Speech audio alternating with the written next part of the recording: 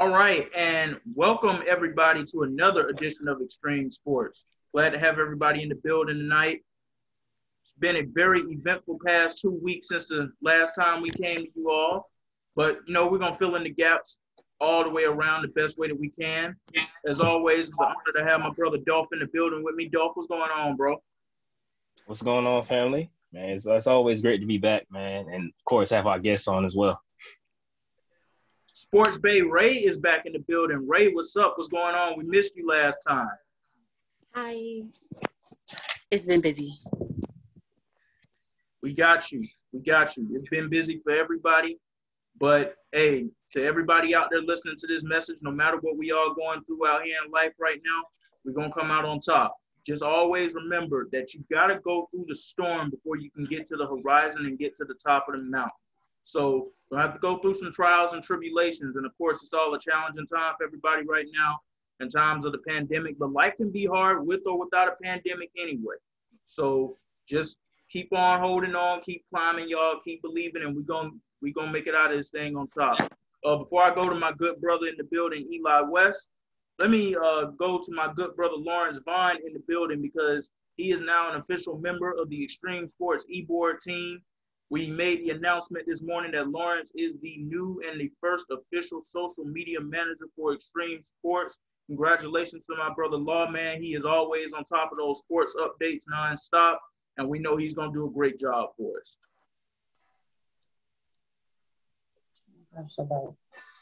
Doing what I love. Right, and of course, as always, I want to welcome my good brother Eli West to the show. It's always a pleasure to have him on with us. Whenever we can get him to join us, we always appreciate his expertise and his insight and what he brings to the table. I know he's a little bit extra happy tonight because those boys got it done last night. Like we knew they was going to do it. And I predicted the series perfectly, too. I said, Nets will win in 5.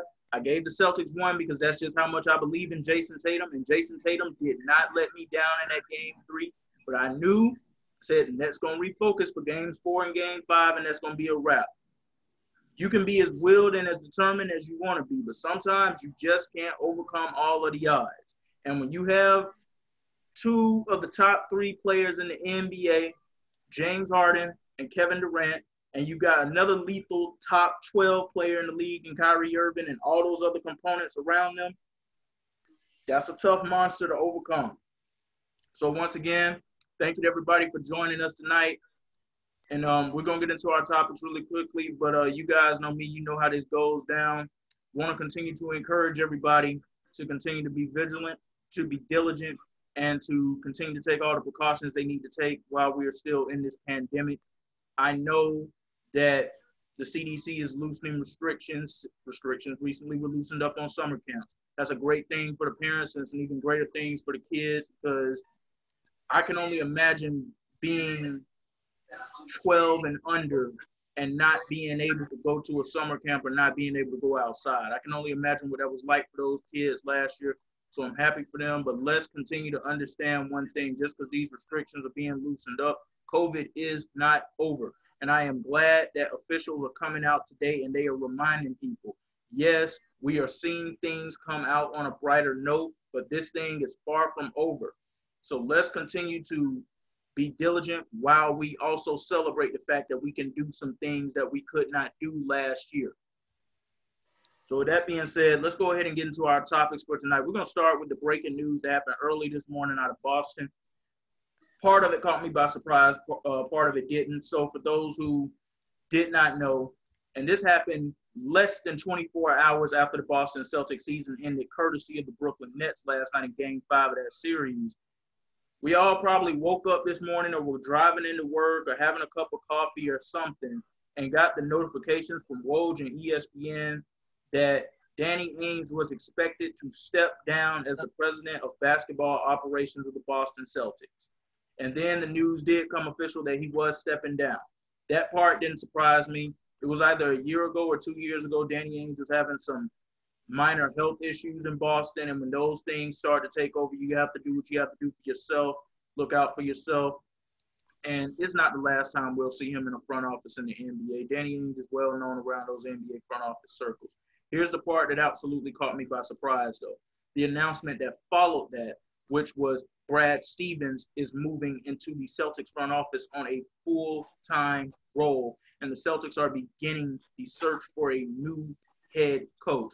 Months ago, Brad Stevens came out and basically insinuated that when all of the talk and the chatter was going on about him being rumored for some of the top profile college head coaching jobs in the men's programs in the NCAA, he basically dismissed it all by saying something along the lines of, he's in Boston to stay.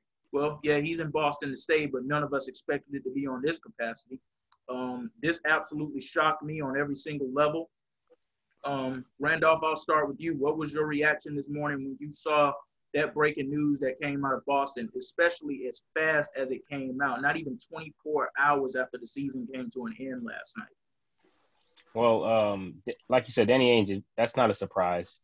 Him stepping down, like you said, health issues, definitely have to take care of yourself in that regard. But as far as Brad Stevens, I did read that in recent months, coaching was becoming more fatiguing to him. Like he was getting more fatigued being a coach. So with him taking that role of basketball operations, that pretty much tells me that kind of he's been, you know, in the works of making that transition, but also that, you know, they didn't want him out of Boston, and, you know, the easiest way for him to not coach and, you know, stay in the organization was to move up to, you know, take over basketball operations.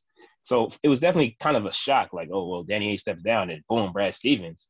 But it just tells me that, you know, they may have just been working this along the lines, you know, more and more recently, knowing that Stevens was becoming more and more fatigued from coaching. Yeah, definitely, for sure. And listen, we can understand coaching becoming fatiguing, because the reason in particular that he said it was becoming fatiguing, a lot of it was because of that experience that they had in the bubble a year ago. The bubble seemed to really do some things to some of those players and coaches for real. So I can only imagine what the environment honestly was like down there, being away from your family and basically not being able to go anywhere outside of the parameters at all. So this might just be the start of a trickling effect that we might start to see in the upcoming months in the next year. Ray, let's come to you next, because once again, the Danny Ainge stuff, it didn't shock me at all. But Brad Stevens moving to that Celtics front office, that was something that I did not see happening. There was never an inkling or a rumor of information out there that this was ever a possibility. Now, you know that this had to be in works for the months, but I just want to give a shout out to the Boston Celtics organization for keeping that under wraps, because it's hard to keep information like that under wraps in a city like that, as fast as the media market is moving and the way the social media market moves in top 10 cities like Boston and places like that. That had to catch everybody off guard who's not necessarily a direct Boston Celtics insider.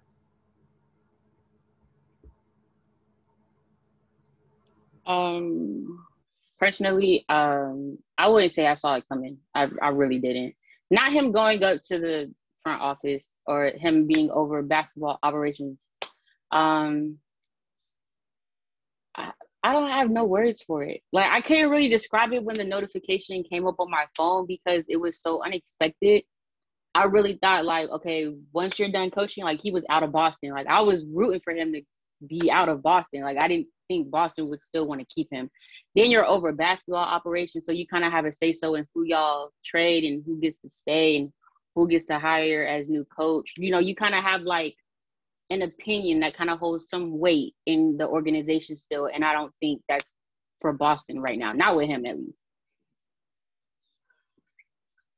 All right, Lawrence, let's hear from you next, because I know you spend a lot of time out there on those rumor mills on social media, all the different sites, some of them that I don't even follow.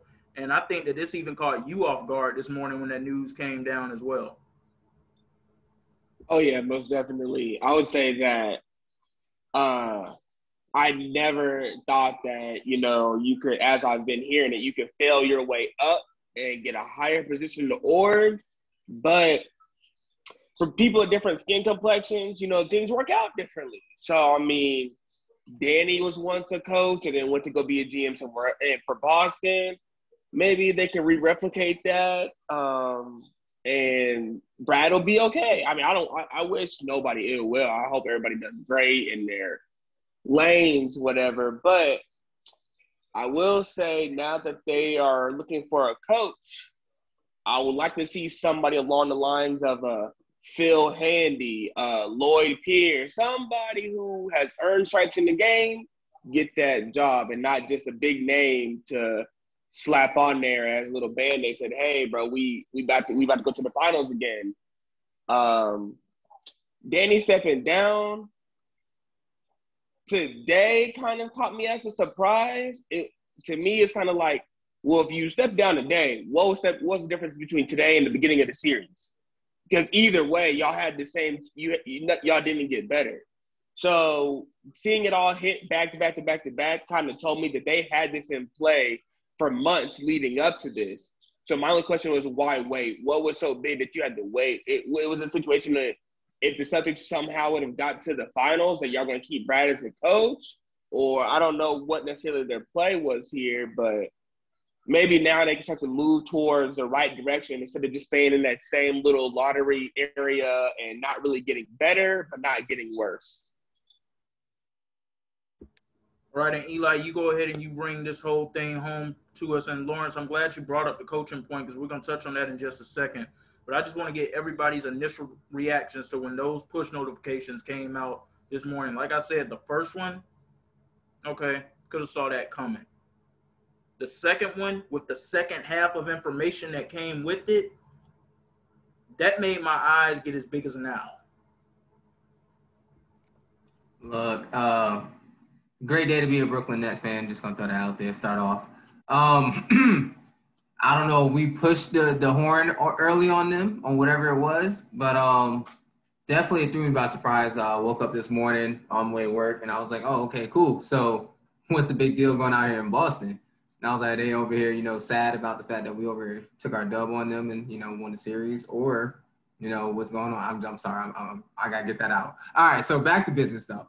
First thing my initial thoughts and response on that was, this was too early, too soon. I mean, can we at least give it a break? The season just ended for them, like literally just ended. And the first thing we did is like, all right, I'm stepping down. And then Brad Stevens, you're jumping right in to this position. It's like, okay, cool. What is actually going on in this organization? You guys already been planning this? You guys think this through about head coaching jobs? Like, what was the initial process to think about head coaching? Because we're just going to leave Brad Stevens and have him move up. And now we're sitting here in the pool where it's like, who is going to be the coach? How we looked at prospects this entire time. I think a lot of stuff has been under the rug. And I don't know if they actually realize what do they want out of a coach now that this season is over with. They got a great group of talent, and the wrong person coming in could really ruin this great team that they have. It would have been a better series if Jaylen Brown was there. Brad Stevens, he coached, the way he coached. But I believe that, with this group of talent here, a coach that's the wrong coach can really ruin what they have success lined up in the next 3 or 4 years. So this really threw me for a loop. Yeah, those were all definitely some great points right there. Because this could be a lucrative head coaching job with the talent, like you said, on display. You're going to get Jason Tatum. Jaylen Brown will come back healthy next year. We'll see what happens with Marcus Smart, because Marcus Smart and Brad Stevens, the information came out today, they don't necessarily have the best relationship. But I'm going to tell you something right now, if I'm the Boston Celtics, I find a way to keep that pesky dude on my team, because he's somebody that you love to have on your team, and he's somebody you absolutely hate to play against. They got to get better in the role-playing department. One thing that they should look into doing is trading Kemba Walker, because the Kemba Walker that came to them 2 years ago, that's not the Kemba Walker that he is now. Those knee injuries, they have become even more ailing, and they're adding up, and he's getting older, and he's starting to look older too. Tristan Thompson, we'll see what happens with that situation. He played good in spurts for them at times in this series. Game 3, he had a really nice game against Brooklyn, but he played good in spurts, which is pretty much what we expect from Tristan Thompson. We don't expect him to be a double-double machine per se on any given night, but who should be the front runner right now? And I'll start with Ray on this. Who is the front runner in your mind who should become the next head coach of the Boston Celtics?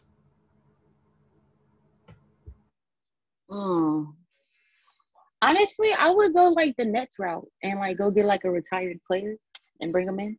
I don't really have like a candidate I would put just because of like what the Celtics organization has been on in the past 2 years. I wouldn't even know who to like put in that position because you're walking into, I don't want to say a mess, but you have to fix what this guy did, like fix everything. You have to get the trust of your players back. You have to kind of rebrand, especially after, leaving playoffs the way you guys did against the Nets. You have a mess to clean up. And for anybody who goes into that position, I feel like it's going to be a lot of work. I don't have a candidate that I would just want to see there. But if I am the Boston Celtics, I'm going to go get like a retired player and see what I can do with that. Think about it. Look what Steve Nash did with the Knicks. And look how that panned out for everybody. I feel like the Celtics, they have the talent to do that. I feel like if you bring in the right coach, I feel like everything would like go totally different. Well, here's one thing that I'll say about the Steve Nash and Nets situation. You inherited Kevin Durant, Kyrie Irving, at the time, Karis LeVert, Spencer Dinwiddie, Jared Allen, and now some of that talent has been turned into James Harden. You would have to be an absolute doofus to go in there and mess that up. Because, I mean, you've got 3 top 12 players in the world with a cast of role players who know their role and don't mind being a star in their role. It's important to have guys on your team like a Joe Harris, like a Jeff Green, like all of these guys who can just come in and they play their role and they don't mind playing it, unlike some players in the league who they get to new teams and they start feeling themselves and they start saying things like they're not coming off the bench anymore. They start asking for outrageous amounts of money. We're going to touch on this person and this team in just a few minutes because I got a lot to say about that, and I'll save it for that. But I have a retired player in mind who would honestly be a good fit there. His name's been on the rumor mill for years now, but I'm going to save it because I want you all to get your thoughts out on this first. Lawrence, let's come to you next. I would say that in terms of a coach, I've been looking out there at different people. Like I said, I like to see Phil Handy finally get a shot being a head coach. Seeing Jason Kidd's name come up a lot. Another name, a retired player's name that I've seen that I wouldn't be opposed to seeing, Chauncey Billups. I would like to see what he could do in terms of how do you guide yet rein in Jason Tatum in his pursuit to stardom. And I know Chauncey was linked to a few different things here and there throughout over the years, most recently. But I would like to see Chauncey. And then I think another guy I want to see is somebody they already had, one of Brad's assistants. Just keep it in-house. I don't think if you're not in love with anybody as a new head coach, don't reach for him. Keep it in-house so it's the same system. Players already know what they're coming back to.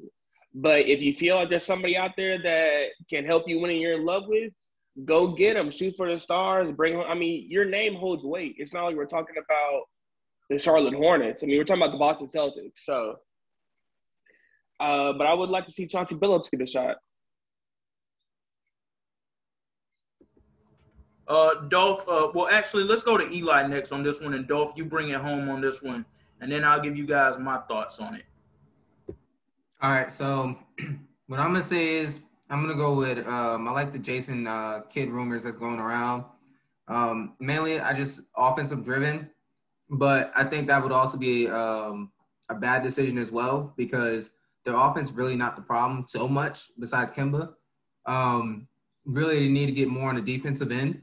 I don't know what type of coach it is in America or, the world that can kind of wake this man Tristan Thompson up and be the 7-footer that he's supposed to be.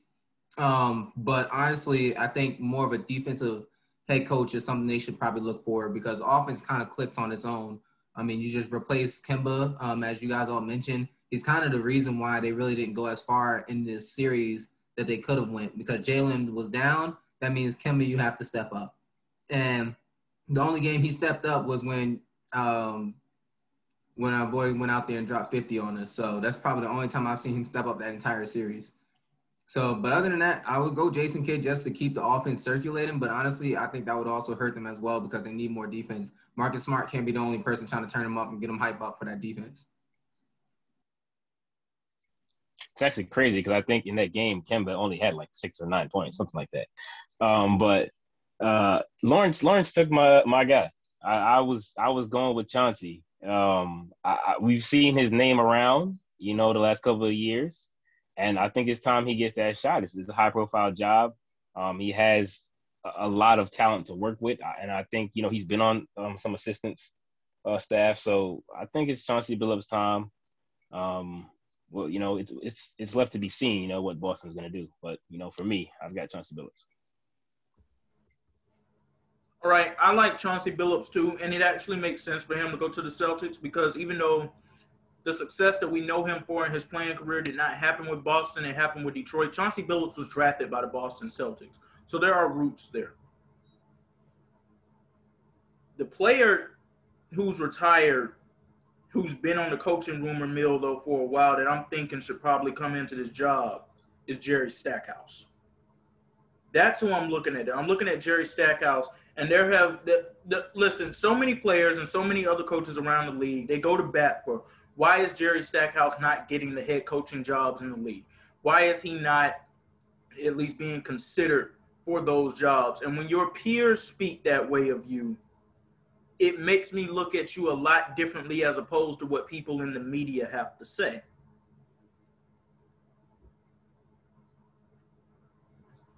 Y'all have some puzzling looks on y'all's faces right now, so go ahead and just tell me your thoughts on it. Anybody just go ahead and chime in on that.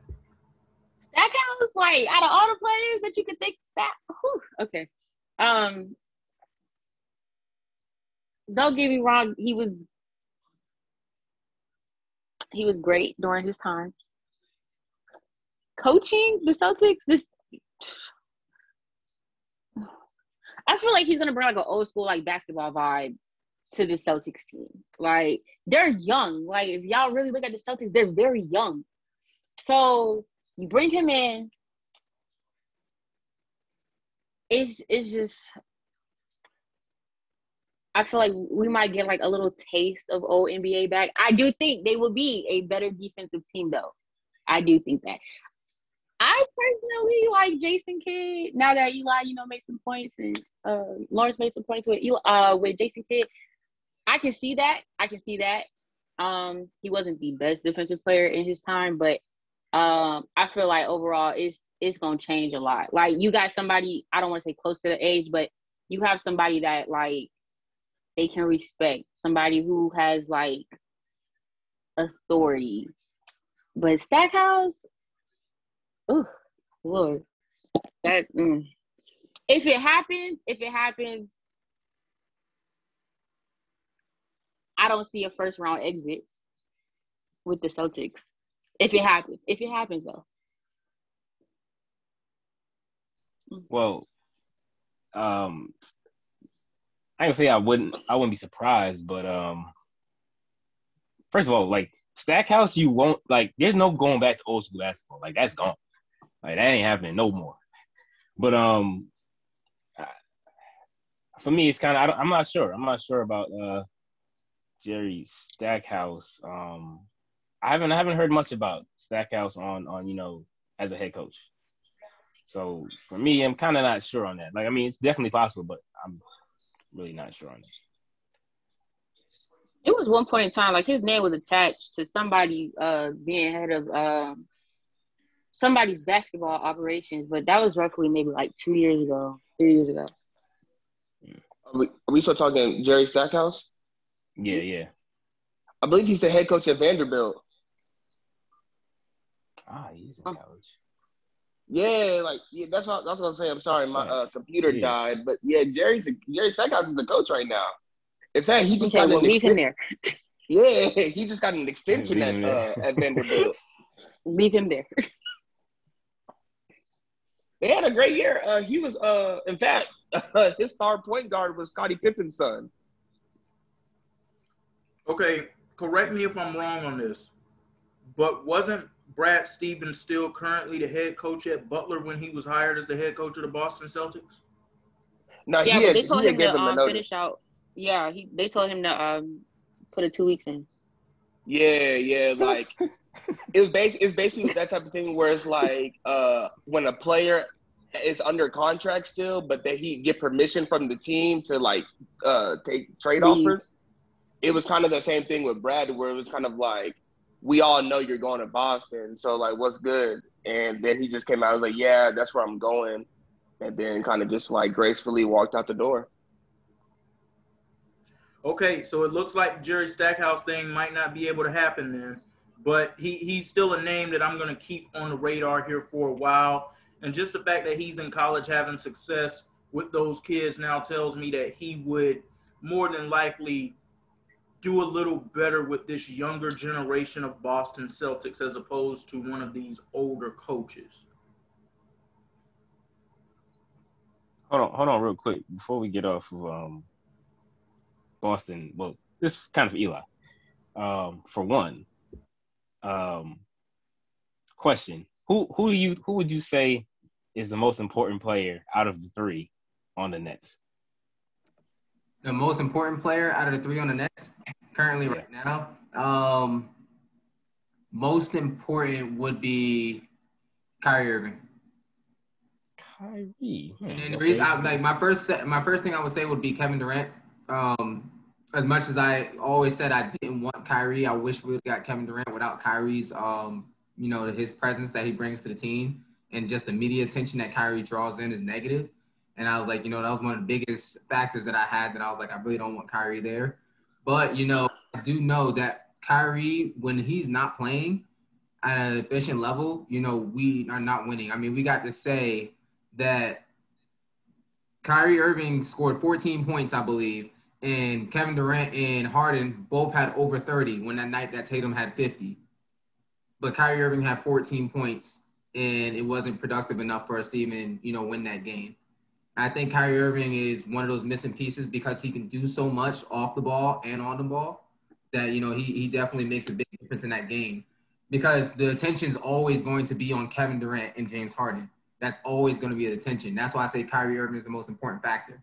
At one point when we didn't have, Kevin Durant when he was hurt, the most important factor at that point wasn't just Kyrie Irving when he was hooping. It was really Joe Harris, because all the attention was on Kyrie. Joe Harris, he's like our little Klay Thompson, but he's not really always in the mix. So, but that guy can shoot. Yeah. Okay. Well, yeah. Just wanted your opinion on that. I've been hearing a little conversation on who people think is the most important player on the team. So, just wanted your opinion there. Also, I got to shout out Brooklyn. I mean, I know you're gonna say it's New Jersey, but shout out to Brooklyn. You know what I'm saying? New Jersey Nets, boy. Shout out to the Brooklyn Nets. Shout out to the Philadelphia 76ers. And in about another minute, shout out to the Atlanta Hawks, because they are about to end the season of the New York Knicks. I was completely wrong about that series. Yeah. I'm sorry to the Atlanta Hawks that I did not give you this much more credit, but you got to understand, you're an Atlanta team. I am used to y'all fumbling the bag. I've watched you do it my entire life. We don't have Brianna on. It's very unfortunate. Look, all I'm going to say is, man, Atlanta Hawks, they move on to the next round. They did what they had to do. They beat a really good Knicks team, regular season Knicks team. But they definitely moved on to the next round. I definitely want to say that RJ Barrett has got a lot of words he's got to eat now after he had that press conference. Man. Really bad for him. I feel really bad for him, but it's coming. Ooh, that was ugly. Yeah. Shout out to Derrick Rose. Real talk. Shout out to Derrick Rose. Another example of, as long as you keep climbing, you can get back to the top of the mountain. I love stories like this. But a shout out to those teams for moving on. More news happening today. Not really surprising. Coach K announcing, or sources coming out and announcing, that Coach K is expected to retire. at the end of the 2021-22 season. I know, Ray, I feel the same way because there was a short little time period where Coach K had left Duke and the team absolutely fell to crap. But I don't know if that's going to happen this time around, but 41 years, 5 championships, most winningest head coach in NCAA history. To say that it's the end of an era, as Taylor Rooks said earlier on social media, it is truly an understatement. Ray, my fellow Duke fan in here, I'm going to let you go ahead and take the floor first. We don't really want to hear what Lawrence has to say right now. He can wait until everybody else has spoken. When you talk greatest coaches throughout any sport, Coach K is definitely in your top 5. He's in my top 3 personally, but for everybody else, he's in the top 5, top 10. 41 years, 5 championships. Honestly, I feel like he could have had, like 3 more, but it was slack a lot of years. But when that notification popped up on my phone, I was at work and I cried. I've been a Duke basketball fan my whole life. This is the only man who I know. So to come in to this program, you have humongous shoes to fill. Like 41 years, child, Lord. I feel like we're going to be trash now. I mean, we were trash the past like 3-4 years, but I feel like top 25, we'll never see it again. We'll never see it again. National championship, we'll never see it again. Okay? When I tell you we about to flip one and dones every year, yeah, no. I would like to see Coach K go out with a bang, though. I would love to see that. I don't want to say, oh, let's go win the championship, for the sake of his retirement. But, I would want him to get to, like the Sweet 16, the, Elite 8, get somewhere where, like it holds weight. It's really sad because this man has put out a lot of NBA talent, okay? Now, I can't speak for their NBA careers, but, in college, some of the people that he put out were talented, This is an emotional topic. I can't talk about it. Take it away from the player's perspective really quickly. A lot of those players, whether they went on to have successful NBA careers or not, they went on to have very successful lives as men. He's one of those types of coaches that he pushes the academics first a little bit farther than he pushes the hoops to a degree, because we all know that he wants to win as well as we all would want to do. But he's one of those Nick Saban type of motivational level coaches. I'll give everybody a key example of what I'm talking about. Musa Muhammad was a very good wide receiver in the NFL for a lot of years. I believe he had a 15-year career, if I'm not mistaken. He and Steve Smith Sr. were one of the most underrated wide receiver duos with the Carolina Panthers for years in the league. It's not their fault that Jake Delhomme was their quarterback. I'm just go ahead and point that out. That's not their fault. Musa Muhammad, then he went on to the Bears. He was actually a member of the Bears, a Super Bowl team that made it to the Super Bowl in a Super Bowl 41. Unfortunately, they lost to the Colts. Once again, it's not their fault that Rex Grossman was their quarterback, because if they had had somebody a little bit better in there, they honestly could have won that game. It's so much shade. I am here to tell the truth. I'm here to point out the facts. But Musa Muhammad, after a successful NFL career, he is now a CEO of a company today. And his daughter, who recently graduated high school about a year ago, I believe, she finished top in her class to go on to Harvard. And there are similar stories about former players under Coach K who have had these types of life success stories as well. So it goes beyond the basketball there per se. But as far as feeling shocked when the notification came out, no, I wasn't shocked at all. He had like 2 years left. 2 years. I wasn't really shocked at it, just simply because this was the first season, this past season since 1995, that the team did not even make the NCAA tournament. So that wasn't really like their fault though, because with COVID going on, if I was a head coach, I would have opted out also. Like, just for not only Coach K's safety, because he's like 80, like 81, but I got young players, and then you have like other people. Like, I think he chose safety over winning. he may have And you chose can't fault safety him for over that. winning, but let's also put this one thing in perspective. The team really wasn't that good this year, and they would have had to win the ACC tournament to make it to the NCAA tournament, and that wasn't going to happen. As much as I love my Blue Devils, I'm impartial, I am objective, and I'm here to point out the facts, and I'm here to point out the truth. That was not a very good team that they put out there on the floor this year. Just like Kentucky, that was one of the worst teams that Kentucky has ever had. Arguably the worst team that John Calipari has ever coached at any team that he's ever been on in college. So you could kind of see the writing on the wall right there with him and Roy Williams both. They're getting up there in age. The one and done recruiting thing is not working as well as it was 5 to 6 years ago, because now players have the option to go play overseas and make money. They can come out of school and go to the G League and make money. And now there are other leagues that they can go to and make money as well. And if you're not getting those one and done prospects when some of the other schools are, you really can't compete like that on that level. When you start to see, and Duke honestly was this type of program as well for many years, but then because they were such a constant in the NCAA tournament, they started to become a powerhouse in the NCAA. When you start to see schools like Gonzaga ending up with top 5 recruits in the country, and we probably can't even pinpoint where Gonzaga is on a map right now if you put that in front of us, it makes you think long and hard, especially when you're at that age. Like, is it really still worth it for me to go out here and try to compete with these guys if I can't even get the players on that level anymore? Despite my resume, despite everything that I have accomplished, they're not coming here. It hasn't been the same since Zion, RJ, and Cam left. They haven't been able to get guys on that level anymore. And I'm not so sure that they can now, even though that they have a great class coming in this year. We'll see what they end up being on the floor. But the days of when Duke was an absolute dominant powerhouse that you just singled in for the Final Four every year, I'm sad to say it, but I believe they're gone.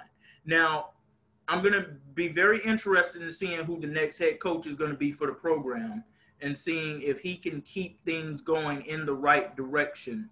It's John Shire. They already announced it. It's John Shire. I'm not familiar with that gentleman, so when it's that's his sitting coach. Okay. Yeah, like K recruited him. The boy who played with Nolan Smith and John Singleton. I forgot what it was, but John Shire. He had long hair, white boy, blondie. He was assistant. In fact, him and Nolan were both assistants under K this past year, and they announced like right after they broke it that John's going to be the new head coach. Well, he's not the new head coach. He's the he's still he's the sitting coach, because they looking at they got an interview with Shane Battier coming up. And that would be a very interesting candidate. He's also somebody who has been rumored in those head coaching and front office circles for some years now, Shane Battier. So that's interesting. Also a Duke alumni as well. Another name I would throw out there is Bobby Hurley. He's somebody who I would throw out there. And maybe even Grant Hill. The only thing when it comes to Grant Hill is he has a small stake in ownership with the Atlanta Hawks right now. And I don't know exactly how that would work. But he's somebody that if he were available, you take a chance on Grant Hill as well. Let's go ahead and get Eli's insight on this whole thing with Coach K really quickly. Just his legacy, your reaction to the announcement today, and as far as what you believe the future of the program is. All right, so first thing I believe is, Ray, I hope you got Joe Paterno in your top 5. Next thing is, I just want to throw that off rip. But I do believe that Coach K's time was kind of running to an end to begin with. We all know that. I think he would have retired, at least 2 years ago. Honestly, once, Cam and all them left, I mean, honestly, that was the point where I was like, it's over with. Then COVID happened, and I was like, okay, he's probably going to quit now. Call it quits. He's had an amazing legacy, amazing time, career, not only just, Duke, but just, USA and all that in third. He had an amazing run and everything that he's done. He's a great basketball coach. He's put it all in a lot of players to make it to the NBA. But at the same time, he's created a lot of great leaders and a lot of successful players in the NBA as well. So, wasn't too much a surprise. And I wouldn't even say too much. It wasn't a surprise at all. I mean, at any given year, he would have said he was done. I would have been fine with it because he's had an amazing career. So those are really my thoughts on that. I do know one thing, that Duke's not draft stock, but, their overall stock on players going in there is going to go down a lot now that he's gone. So I don't think Duke is going to be a contender for, years to come, mainly because a lot of players will not be going to Duke. So, I'm sorry, Ray, got to speak of how it is.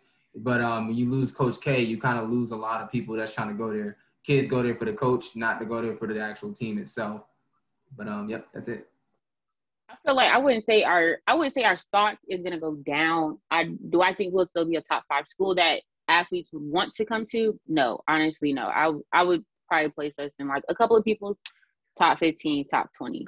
And I feel like that solely kind of depends on who we bring in as the next coach. If I have a son and Grant Hill is the head coach, I'm going to be like, hey, this is where you should go. Not only did he play at Duke, but he knows the system. These are all guys who have been mentored by Coach K. I don't feel like they're going to step into his shoes and change the whole program. I feel like Coach K's name, his coaching methods is still going to hold weight with like upcoming players. Yeah, you're right. A lot of people, they go to school for the coach. And I feel like if you bring in a guy who's somewhat like Coach K, I feel like we can still have a lot of recruits. I would just to say that. Oh, go ahead. Yeah, I'm gonna make it quick. But I'm in no way a Duke fan. But Coach K, 41 years. He's done everything, he has nothing left to prove. So like Eli said, if he retired last year, 2 years ago, 3 years ago, next 5 years, it's whenever, he's done everything he had to do. Whoever's stepping in, they're going to feel like how Cam Newton felt last year going to New England, living up to a tremendous legacy that was left. But, Lawrence, you can go ahead because I know you got something to say. Go ahead, man. We can skip Lawrence. We can skip Lawrence. He said what he had to say. Before he says what he has to say, let me just go ahead and say this to him because of the Duke and Carolina rivalry and because I know how he is with our conversation when it comes to Duke and Carolina. Be respectful. Wait, Lawrence, y'all in the same boat. Y'all are in the same exact boat as us. Hold on. Because we're not on North Carolina right now. We're on Duke right now. That's what we talking about. The same thing goes for UNC. Like, okay, Roy, like, it's gonna happen now. Is Roy's career as great as Coach K? It's not. But he's not a bad coach. But y'all in the same boat. If Duke is not going to be anybody's top 5 team, UNC is not going to be anybody's top 5 team unless y'all go hire Michael Jordan. No, I would say actually this year, down the back half of the season, I don't know what Caleb Love was sipping on, but he started to turn it up. While Duke was so dependent on everybody else in front of them losing and the ACC tournament to get in. But we're not going to go there. This isn't about that. This isn't about that. Like X said, this isn't about bringing up the failures or the manipulation. This is about remembering a legacy of a man who lost to Lehigh in the first round. Oh, but Xavier, he can't talk no more. Yo. He can't talk no more. Give it to him. Just give it to him. Next subject. It will. I feel like now we will truly find out how big the brotherhood brand is. Because these past 5 years, anytime you heard somebody like a Zion or Jason Tatum, or even as far as like a Kyrie, when they talked about why they went to Duke, yeah, they mentioned K, but they also mentioned the brotherhood. So I'll be interested to see, even though the coach changed, is the brotherhood still strong enough to still bring in top recruits past this year? Or is it, that was all Coach K, to my theory, because he was the USA head coach. So when you take that factor out, was that the only thing? Was that like the magic to it all? It was just K was there, and K is the brotherhood, or is the brotherhood bigger than him, and they'll still get top people? I don't think they will have a tremendous fall off. Like, I don't think they're going to be Boston College or anybody like that. But I think, when they go into Georgia Tech, when they go to Georgia Tech, there's no more, oh, snap, that's Duke. Those days are over. I don't think when they go to who? Oh, I mean, 8 I miles guess you up the could say the road. same thing for UNC too. I ain't gonna lie. For sure. My cousin's over at Tech now. Man, I can't wait to see him give Duke the work next year, man. I can't wait. Davon. Y'all are like speaking like we're just gonna go like, oh, I can't wait to see my y'all boy are just give him speaking the like work. we're just being trash. Let me. But I'm glad Coach K, had his moments over there. I just want to make sure I got him. I got classy. them right coming. Let me just say this. let me just say this really quickly. First off, Dolph, shout out to your cousin, taking all the rivalries and all the jokes and everything out of it. We rooting for your cousin to do great big things. And to Lawrence, I got your disrespect. You just wait in a few minutes. I got your disrespect 10 times harder than that. But here we go. no, It's okay. honestly, UNC and Duke fans, we're gonna be crying together this season. It's okay. but no, honestly, like seriously, and this is real talk what I'm about to say about this whole thing. The brotherhood. What? Yes, there can be a brotherhood amongst the players, but here's just the fact of the matter. And we all know this. Coach K is the foundation of the brotherhood. And when you lose the foundation to something, it's very similar to when the patriarch or the matriarch or the rock of the family passes away. Sometimes things just fall apart. And they're not the same as they used to be. And there's nobody there that can get it back to that level. And that's my fear when it comes to Duke. And I didn't necessarily want to use that as a reference because somebody retiring and somebody passing away is two totally different instances. But I don't think we will see Duke basketball be the same again just simply because that name holds weight. And those players can say all they want. He wasn't the only reason. If he never, ever was at Duke, you never, ever would have went to Duke because Duke never, ever would have become an elite program.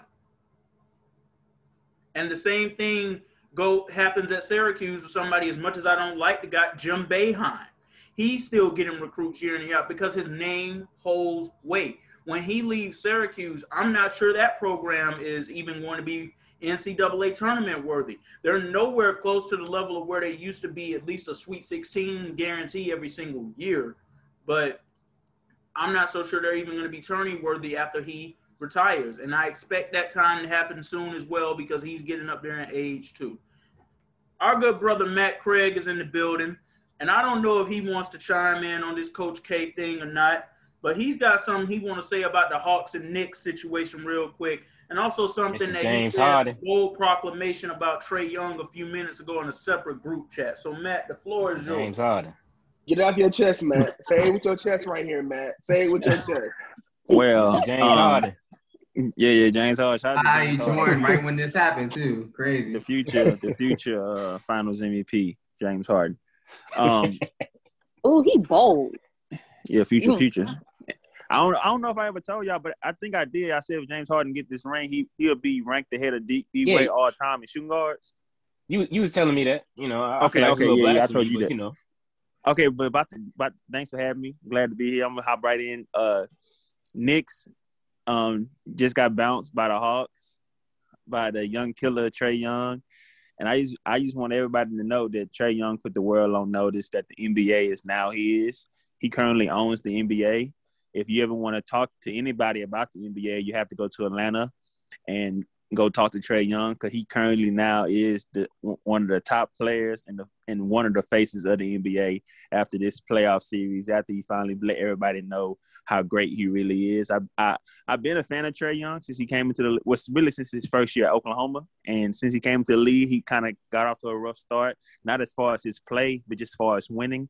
And now that he finally was able to get into the playoffs this 1 year, win the playoff series, I think they got a good chance of beating Philly if Joel Embiid doesn't come back 100%. I think they got a good chance of beating Philly. They're gonna lose in the conference finals, but they got a good chance of beating Philly. Yeah, taking them out. And go ahead and say the other part too. Oh, Trae Young, you talking about Trae Young being better than Booker? I Better than who? I feel like that's not even controversial. I feel like saying Trae Young is better than Devin Booker should be like a unanimous thing. I feel like everybody should think that. I feel like it should be no kind of like debate towards that. One thing, Devin Booker can't even make the playoffs without Chris Paul. He can't win a playoff game without Chris Paul being out there with one shoulder. That's one thing. Devin Booker can't even having a drug-free set today, Xavier. What happened? Man, remove somebody from the Zoom call. Hold on, y'all. If you can turn your camera on, hold on, y'all. I need to know it's actually you. Let him cook. Right. Let him cook, and then I'm gonna let y'all cook him. Because I don't have anything to say to any of this. Because I know that this is Mr. Controversial himself, and I know what happens with him. Lawrence knows this too. So I don't have anything to say, but by the looks on y'all faces, y'all got plenty to say. But go ahead, Matt. Continue with everything that you were saying. My thing is, I don't understand why y'all would think Booker is better than Trae Young. Like, what has he proven to be better than Trae Young? That's what I really want to know. Okay. You're bold. Like, it's the fact that you have the Hawks going to the Eastern Conference Finals for me. Because everybody knows Atlanta teams choke, and they're going to choke against Philly. Trae Young, okay, yeah, you was cute because you played the Knicks. The Knicks. Okay? The New York Knicks. Hey, you talking about New York now. Relax. Okay. Let me not be too disrespectful. But y'all played the Knicks. Like, I don't want to say y'all really didn't have a challenge, but y'all really did not have a challenge. Now, had y'all played the Nets or had y'all played the 76ers, you know what? I'll even be nice and say, had y'all played Miami Heat, yeah, it would have been a first round exit off the bat. Then you come in and you're like, oh, he's better than Devin Booker. Trae Young is cute. He's adorable. Amazing. Better than Devin Booker? I feel like that's a reach. I feel like that's disrespectful. And then you're like, Booker can't win without Chris Paul. Who's the little white guy that plays next to Trae? Trae has him. You don't even know his name. That's how you know he don't matter. Hey, I don't know his name because that's how I know he the don't even matter. You don't know his name. Lord. Somebody take it away. First of all, he lost me. He lost me when he said, if you want to talk about the NBA, you got to come to Atlanta. That's where he lost me. And not even the Hawks going to the conference finals. And he lost me right there. You need to get an NBA team. Like, no. And when it comes to my man Booker now, I can't give you that. Like, I can give you, okay, James, to get a little finals MVP. You know, if the Lakers want to go ahead and go home, I'll be all for that. But better than Book? Come on. Listen though, I'm trying to understand what has Booker done that y'all so loyal to him about. He can't even let's run it back. Playoffs. Let's run it back. Before the bubble, he had more 50-point games than anybody that season. Let's run it back to he definitely rebranded the Suns. Because I mean, let's really think about it. Like, who was the last good Suns player besides Steve Nash? The Suns won exactly because nobody can think of anybody right now. The Suns won way better hands when they had Steve Nash. Way better hands. Okay, but after Steve Nash left the Suns, like, give me a name of a Suns player before Devin Booker. I mean, they won 50 games one time. That's something. I'm saying you saying all that. You saying all that since Devin Booker been there before he got Chris Paul. How many times he made the playoffs? But okay, help us understand y'all why Trae Young is better than Booker. Why is he better than Booker? Help us understand. All right, look, I'm gonna break it down. Came into the NBA his first season, right? Put up numbers. easily could have won Rookie of the Year, but he came in the league with once in a generation type player, which is Luka. I can see that Luka's a better player than Trey. Luka go be the face of the NBA one day. I can see that, and I'm just talking stuff about him being if you want to talk to the NBA, got to go to Trey. It's just because he's the most entertaining player in the NBA right now. That's like when I say if LaMelo Ball would have got drafted by the Knicks, he would have been the face of the NBA. Just because the notoriety he would have got being on the Knicks would have boosted him to being the face of the NBA, just like Jeremy Lin was at one point. That's what I mean by that. If you want to talk about NBA, you got to go to Trey Young, because Trey Young is currently the most entertaining player in the playoffs right now, just based on what he just did to the Knicks and how entertaining he was with it. That's what I mean by that. Not saying he's the best. He's far from the best player in the NBA, but entertainment-wise, he has the NBA in his hand right now just because of how he did the Knicks, and everybody's talking about that. Back to the Booker point and the Trey Young point. Trey Young came to the NBA, easily could have won Rookie of the Year, but he came into the NBA with a once-in-a-generation player. I can see that. Luka's great. Second year in the NBA, was voted to be the starter of the All-Star game. Kill all that. This dude wasn't playing this as a second-year player. He got voted as the starter of the All-Star game. Booker just made the All-Star game this season, right? Hold on. Wasn't this his first Booker season is in the All-Star West. You got a lot of competition at his position. You know the West West out there loaded now. You know right, everybody the out West there. is loaded. That's not a fair argument. Like Trey, yeah, you can get the starting position because there was nobody for you to really go against. But Booker in the West, yeah, you got to see everybody. Literally, that's what I'm saying. That's what I'm saying. That's cool and all. Donovan Mitchell made the All-Star game. What? Okay, Devin Booker was in the West before Donovan Mitchell. Donovan Mitchell made the All-Star game. So what's holding Booker back? How many Donovan got under his belt? He got 2. And Booker got 1? Yeah. So he only got 1 more over him? And how many more years Booker been in the league than Donovan? I'm not the enemy here. I'm just asking. Back to your question. How many more years has Booker been in the NBA than Mitchell? About 4 years. 4? No, they like a year apart. No. Say like 2. Donovan is like in year 3 right now. Booker's like in year 6? Nah, Booker ain't been in for a minute. Year. Yeah, Booker been in for a minute. Not 6. Somebody X, you gotta be the facts guy. You gotta look that up for us, brother. I know this you gotta run that point for us. I'm not sure how many years he been in, but I feel like he's been Booker in. Booker came in the NBA in 15. Yeah, all right. All right. 2021. Let me go ahead and just kind of chime in here for a second. One more point, X, before you say it. I'm my last point. They asked me what Trey Young has done. Second year, he got voted as the starter of the All-Star game as a second-year player. And now in his third year, he has led the Hawks to the playoffs and won a playoff series in his third season. In 3 seasons, he has done more. In 3 seasons, he has done more than what Booker done in 6 seasons for the Phoenix Suns. And y'all talking about 50-point games. I don't care if he scored 100 points. We all know that in the Eastern Conference if that's the case, that means I guess John Morant is a top-tier player better than Trey Young. If we just going off of that, then. If John Morant is showing that he's a better player than Booker. Then Trey Young, right? He got to be better than Trey Young if we're going off of that logic, right? No. John Morant has not been voted an All-Star starter, and John Morant has not won a playoff series. So I don't understand how that makes him better. You saying what year is Trey Young in? He's in third season. Who won Rookie of the Year last year? John Morant. Who made it to the team to the playoffs their second year? Did he win a playoff series? Who's in their third year? Did he win a playoff series? Are we acting like the Eastern Conference only had 3 teams this year? Did he win 3 teams this year? John Morant did not win a playoff series. I would give you this. John Morant is showing more in 2 years than Devin Booker has in 6 years. I tell you that. Man, listen. Trey Young ain't better than Devin Booker. That's all I got to say on it. That's all I got to say. And I put money on them on 1v1 too. Let me go ahead and chime in. Let me go ahead and chime in here really quick. Man, nobody care about them 50-point games. I'm gonna make my point very quick. Get smacked by the Sixers. And then we're gonna move on to the next topic where we're gonna delve more into these NBA playoffs. I can't even believe I'm about to say this.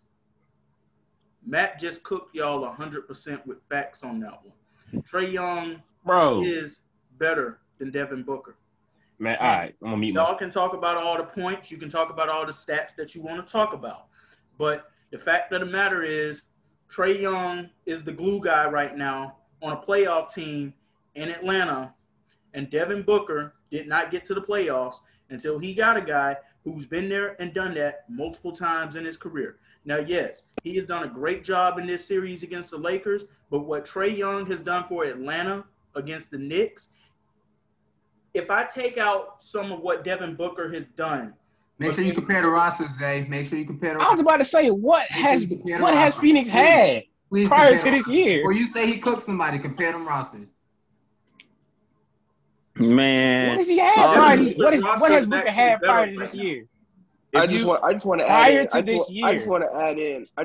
in that Matt did say that Trae Young has been the most exciting player in the playoffs, but Damian Lillard just set a playoff record for most threes in the game last night.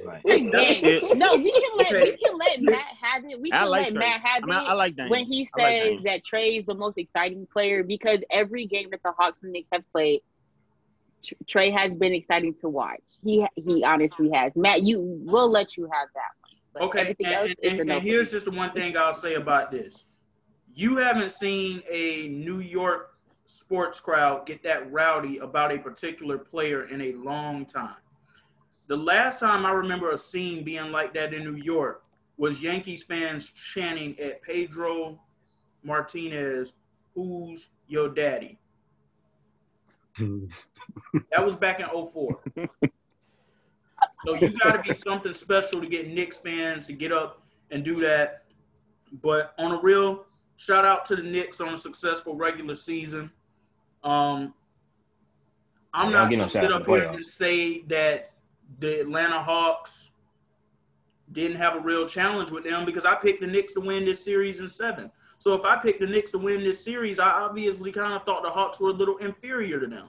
The Hawks came in, they got it done, and I can't remember the last time in my life. I don't think it's ever happened in my lifetime that an Atlanta Hawks team has won a playoff series so quickly. This team is on the rise. They're on the up and up, and I really hope that Nate McMillan gets that permanent job, because he has earned that 100%. But a shout-out to Trae Young, the first official superstar that I can say the Hawks have had since Dominique Wilkins. This is the first time that I've seen the Hawks have a superstar player. I'm not talking about an all-star. Joe Johnson was an all-star. He was not a superstar. Josh Smith didn't even make an all-star team. He was not a superstar. Come on now. Nobody was even thinking about it. Al Horford was a multiple-time all-star. These guys were not superstars. Al Horford proved he was not a superstar in 2015 and a couple of those close games against Cleveland in the Eastern Conference Finals, and he could not bring it home. He proved that right then and there. Trae Young has been the go-to guy. He has been the closer. He has done things that superstars do in this series. So a shout-out to Atlanta right then and there. Now, let's go to another series here really quickly. I don't think we're going to spend too much time talking about it. This was another series that I predicted correctly. I said Sixers in 5. The Sixers won in 5. And they did this tonight despite not having a healthy Joel Embiid, as we learned earlier, suffered a small meniscus tear in Game 4 when he went down with an injury. And even though he's day-to-day, it's Joel Embiid. We know what his history is. And we also know what the history is with bigs in this league and leg injuries. I got some concerns for the Sixers going into this series against the Hawks if Joel Embiid is not even remotely close to 100%. Because one thing about it, Clint Capella is a guy for Atlanta who has been there and done that. That was the X factor. He's the X factor for Atlanta outside of Trae Young. Clint Capella has played in the Western Conference Finals. He's gone deep in the playoffs before. He is that savvy veteran on the team that the Hawks need, who's right there right in that age range. And if he's going to be playing up against a complicated Joel Embiid to a degree, I don't know. It makes things a little bit more interesting. But as of now, we know that it's going to be Sixers and Hawks, and I'll go ahead and I'll make my prediction right now. Because of the injuries to Joel Embiid, but because I believe in Doc Rivers a little bit more as a coach in the postseason than I do Nate McMillan as of right now, just simply because of their resumes and their histories, I'm going to go with the Sixers in 7.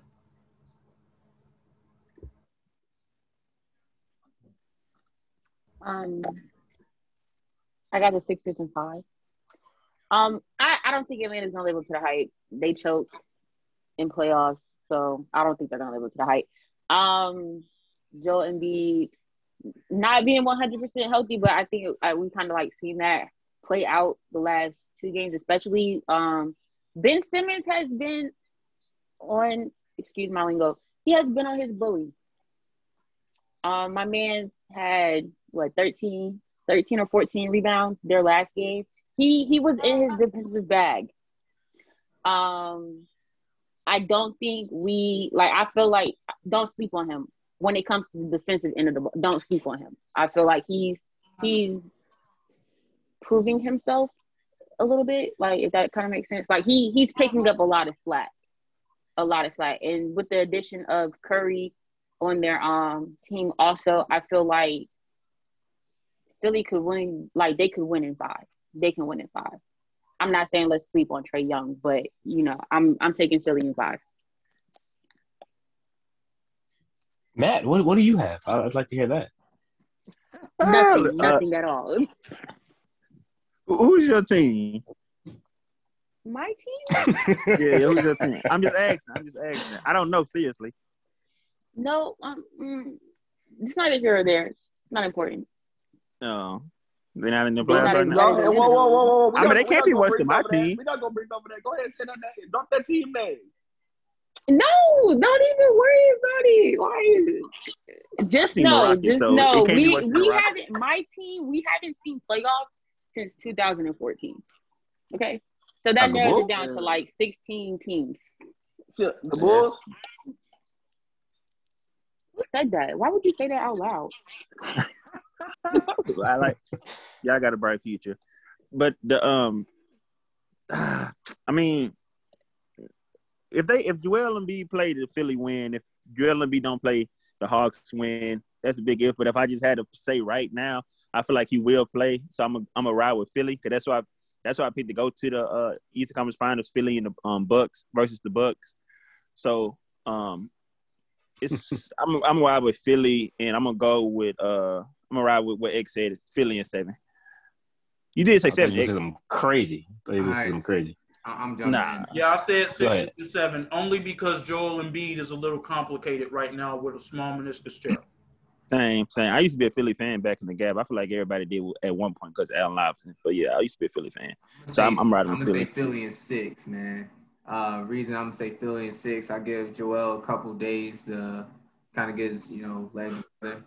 But after that, put Joel and Ben back in there together. They're gonna finish the series off. I do think that the Hawks will take one in Philly. I think that actually might happen. I think Philly will lose one at home. I do think Atlanta will lose at home as well. But I do got Philly going out in 6 to win that series. I do know that my Brooklyn Nets will be in the NBA Finals for facts. And, Matt, Brooklyn stand up. You want to hold it.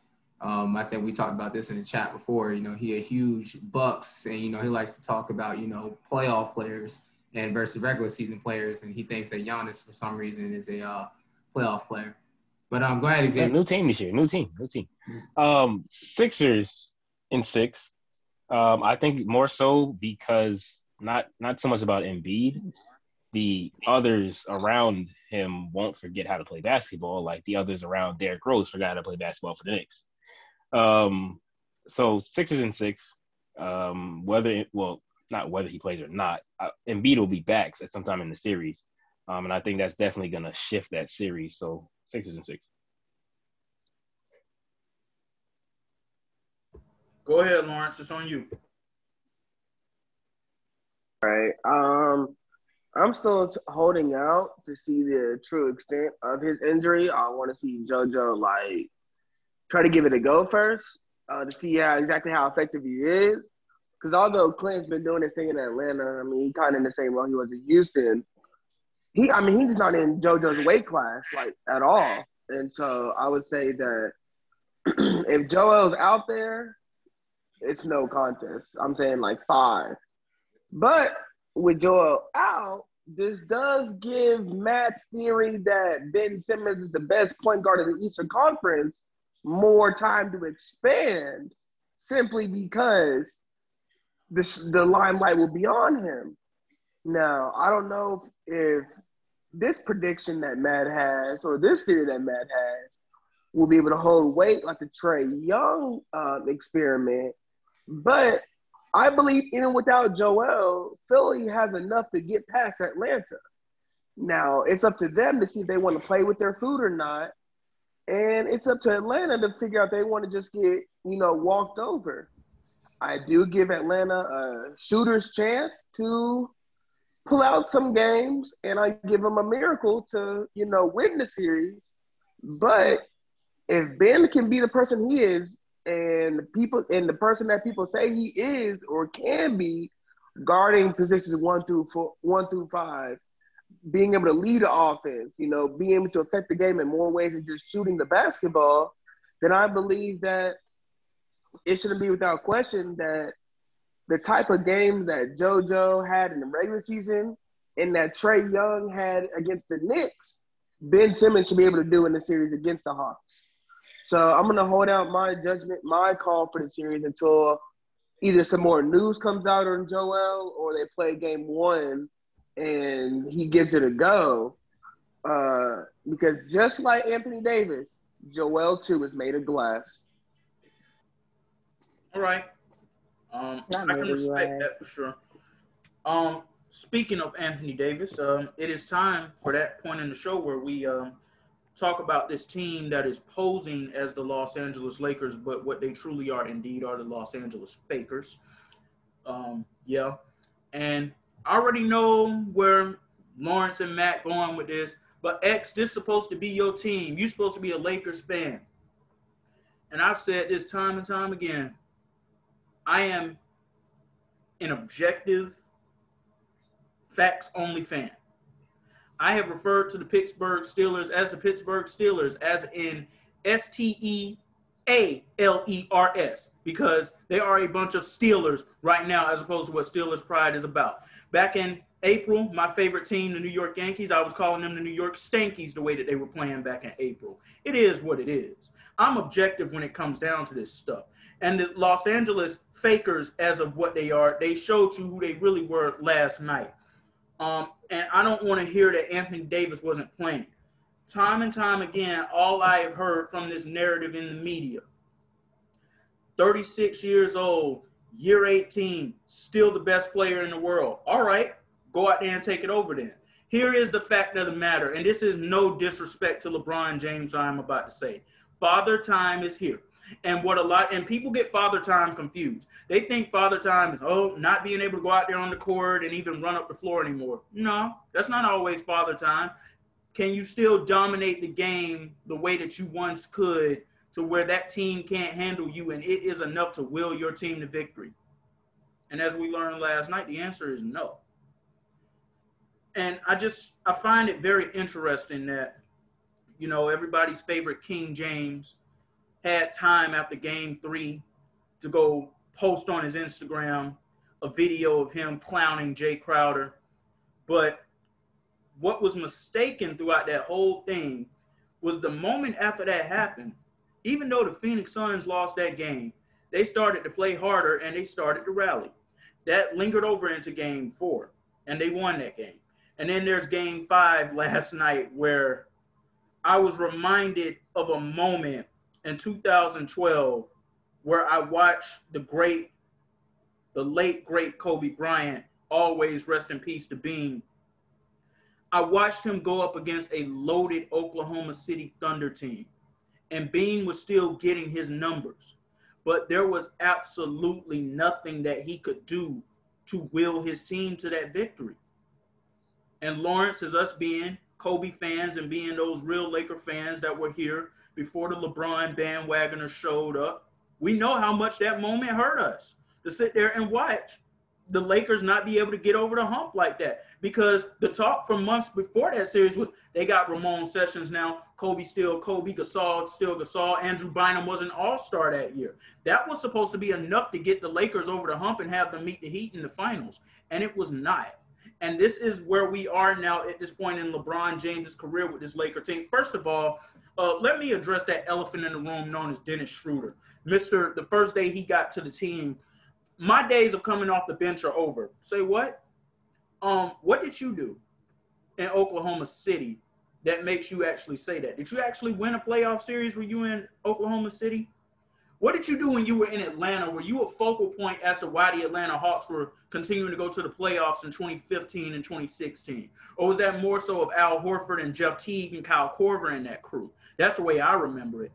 And did you have anything to do with that championship ring being won last year in the Orlando bubble? I think absolutely not. I think what should have happened right there in that instance, you say, thank you for letting me come over to this team. I'm glad to now join winners.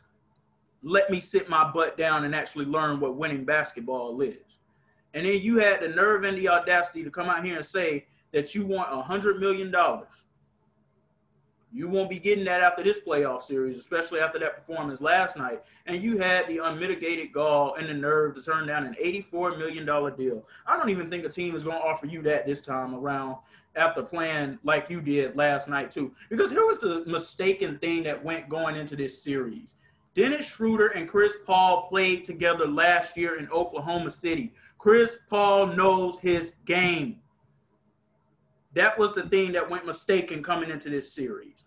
Now, let me address the other elephant in the room. As Lawrence knows, he's my favorite of the Los Angeles Lakers. His name is Kyle Kuzma. The Lakers just threw $40 million at him for absolutely no reason whatsoever. I guess they wanted to use it as trade bait, but what smart executive out there is trading for Kyle Kuzma right now?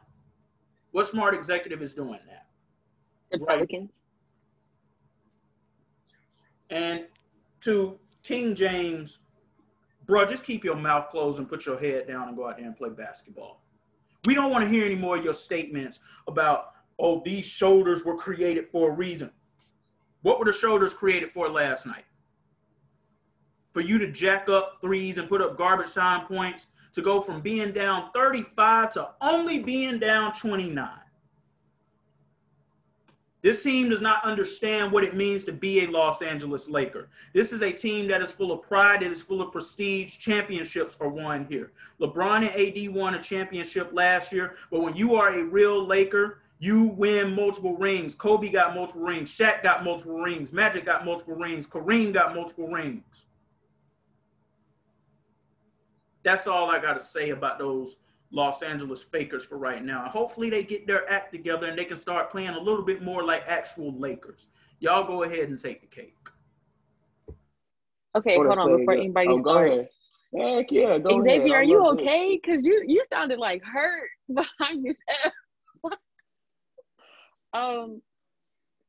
He asked for 100 mil. Yeah, he turned really down asked for 86. 100 mil. Turned down 86 mil. Asked for 100. I remember, like I knew about the 86, but I didn't know he had turned around and asked for 100. He not getting nothing. The Lakers losing last night, honestly, I won't even say because AD wasn't playing, because I felt like I am a King James fan. That's my dog for sure. And we have seen him in the clutch, put the team on his back, and do what needed to be done. Last night was just not one of those times. But I will say Phoenix, they out-coached the Lakers. If y'all go back and watch like literally all the highlights, the Lakers were out-coached. And they were outplayed, but they were mostly out-coached last night. I felt like they deserved that. Like I honestly I have Phoenix still winning the series, but I don't put nothing past LeBron. After an L like that last night, yeah, he's about to be disrespectful the next game. Hold on before somebody else go. Since you want to use the word disrespectful as in going out there and disrespecting the Phoenix Suns, or disrespecting his teammates and leaving the bench early like he did last night? I know y'all didn't think I was going to let that go.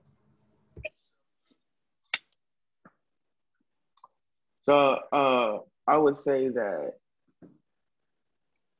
last night was definitely a hard night. I was excited for the game. I feel like as a professional athlete, there isn't anything if you can't wake up for something like that, I don't understand why you're out there. To X's point, what he said about this team not knowing what it takes to be a Los Angeles Laker. I feel across sports there are certain organizations that are bigger than the game. In baseball, you have the Yankees. In college football, you have brands like Alabama football. You have Texas football. You have brands that have built a uniqueness to winning that the minimum is championship. And like, if you don't do that, you have crazy enough fans that will send you death threats because you didn't. I remember there was a kicker. I want to say he was for Auburn or Alabama, somebody, but because he missed a big kick, and this a teenager, people sending him death threats. He had to like stay home from school. So this is how big it is. So when His you name see was Cody people, Parkey, and he missed the there field we goal in the go. national championship. There we go. That's what I'm talking about. So when you put that Laker uniform on, when you put a Dodger uniform, you have to understand, and that's why I don't think this generation and generations of the 21st century quite understand is that you're not only playing for your name on the back of your jersey, but the name across your chest. And last night, I just saw no fight in the Lakers from start to finish. Now, I believe they did start out with a nice little 8-5 lead, and it looked like, okay, Braun better give us one of them typical game fives. Cool. But then somewhere, like the foot just switched in his head, and from what I was told, Braun was the best player and is the best player in the league. Now, I rewatched the game slow-mo today, going back through all of this stuff. And to my philosophy, if you're the best player in the league, there was a point in the game last night. Oh, well, not last night, but the game before the game 4. The Lakers were down 7 with 133. LeBron walking back on defense. Dennis walking back on defense. Damian Lillard last night down 12 with a minute left. Took his team to overtime. I'm just trying to figure out from LeBron, what are you doing out there on the court, my guy? It's like you'll throw a pass out of bounds and then yell at somebody else. You'll stand in the paint and watch Jay Crowder shoot a 3 and make it. And just be, all right, throw the ball into me, check it up. I'm getting a lot of entitled vibes from LeBron, and these are reasons why he does not belong in the breath of competition with Michael Jordan. There's no way that Mike, Kobe, hell, even Jason Tatum would have shown more fight than that. Now, I'm not saying, oh, Bron, you're going to come out here and give me 90 points and do everything. But I'm saying, bro, you going to go 9 for 19, give me 28 points, 6 for 12 from 3? Like, come on now. Now, hopefully, and look again, I hope all you Braun fans have enough power and prayer to send his way for game 6 tomorrow, because Devin Booker and them Suns are exposing their oldness.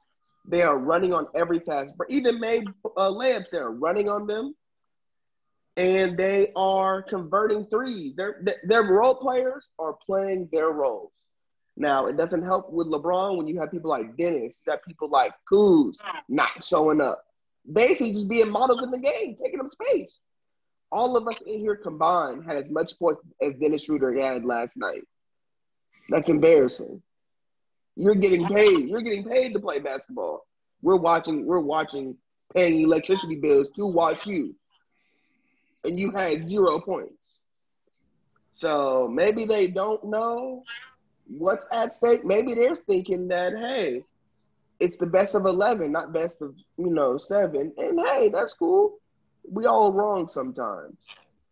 But like X said, this is not the Lakers I know. But I will not say that the team is not built to win. Because when we've seen them at their best, the same thing comes out. Nobody's messing with the Lakers. I want Eli to go next, but before he goes, I want to give him a shout out.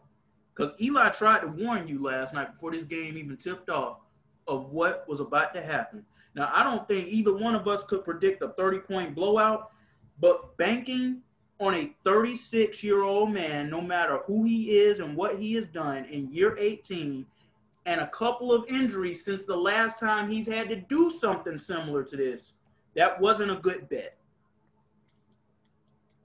I appreciate that, Xavier. I'm glad we didn't talk about this pre-show because I've really been holding this one in.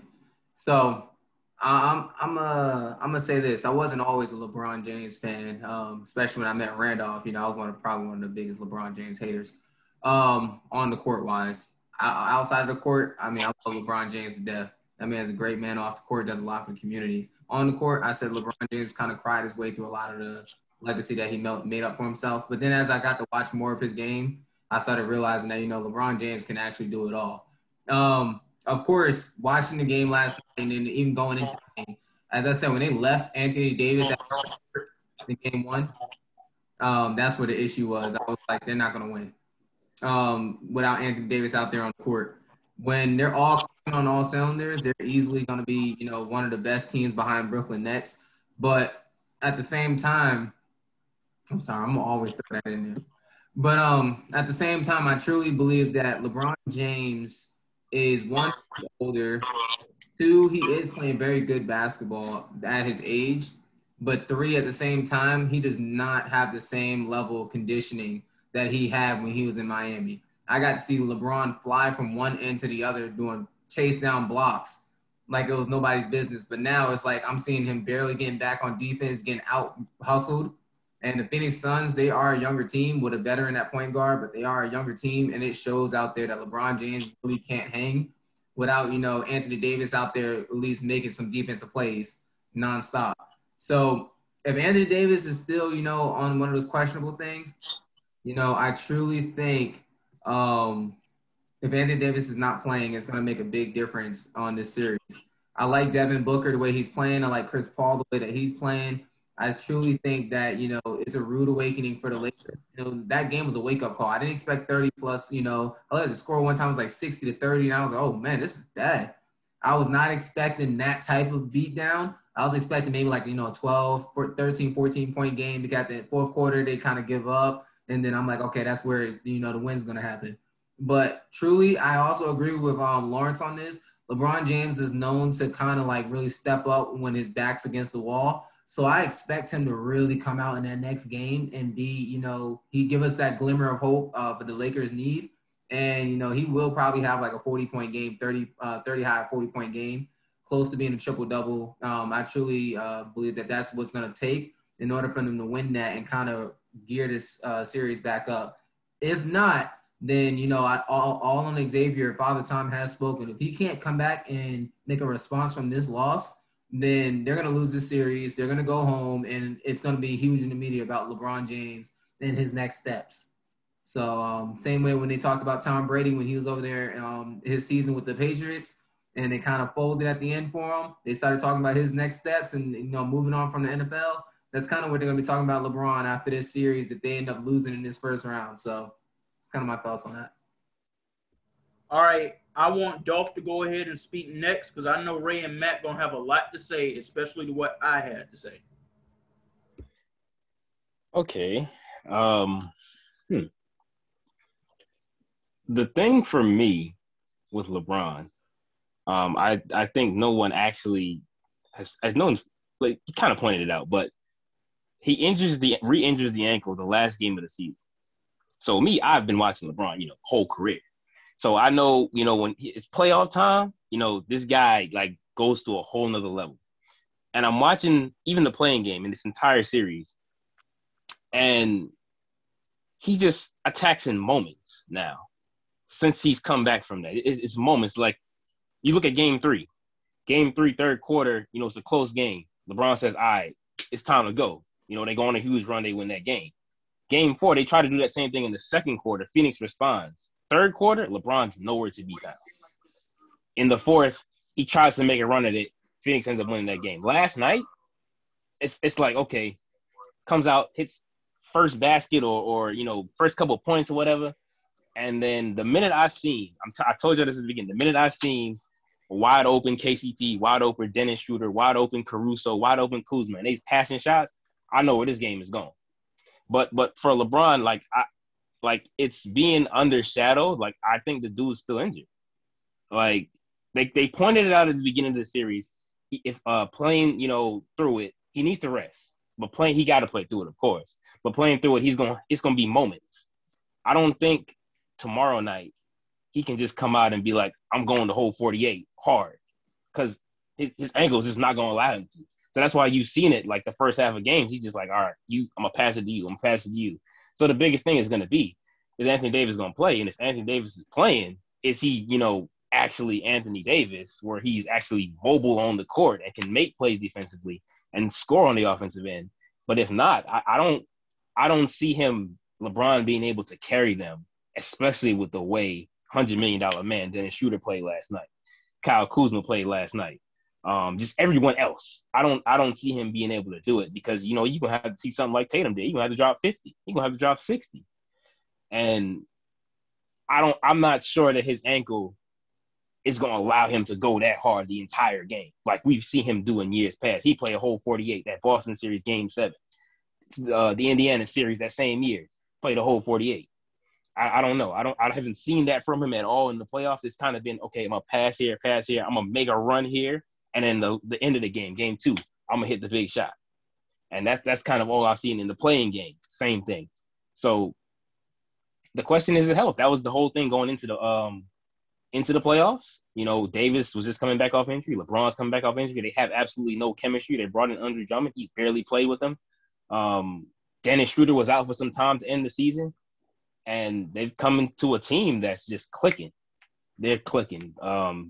When Cameron Payne last night had 12 points in the first quarter, I was like, yo, these boys in some serious trouble. But that's just my take on what I see from LeBron. And to point out what Lauren said, like LeBron he's done that a lot in his career. Or he has moments where he just, I'm gonna walk back on defense.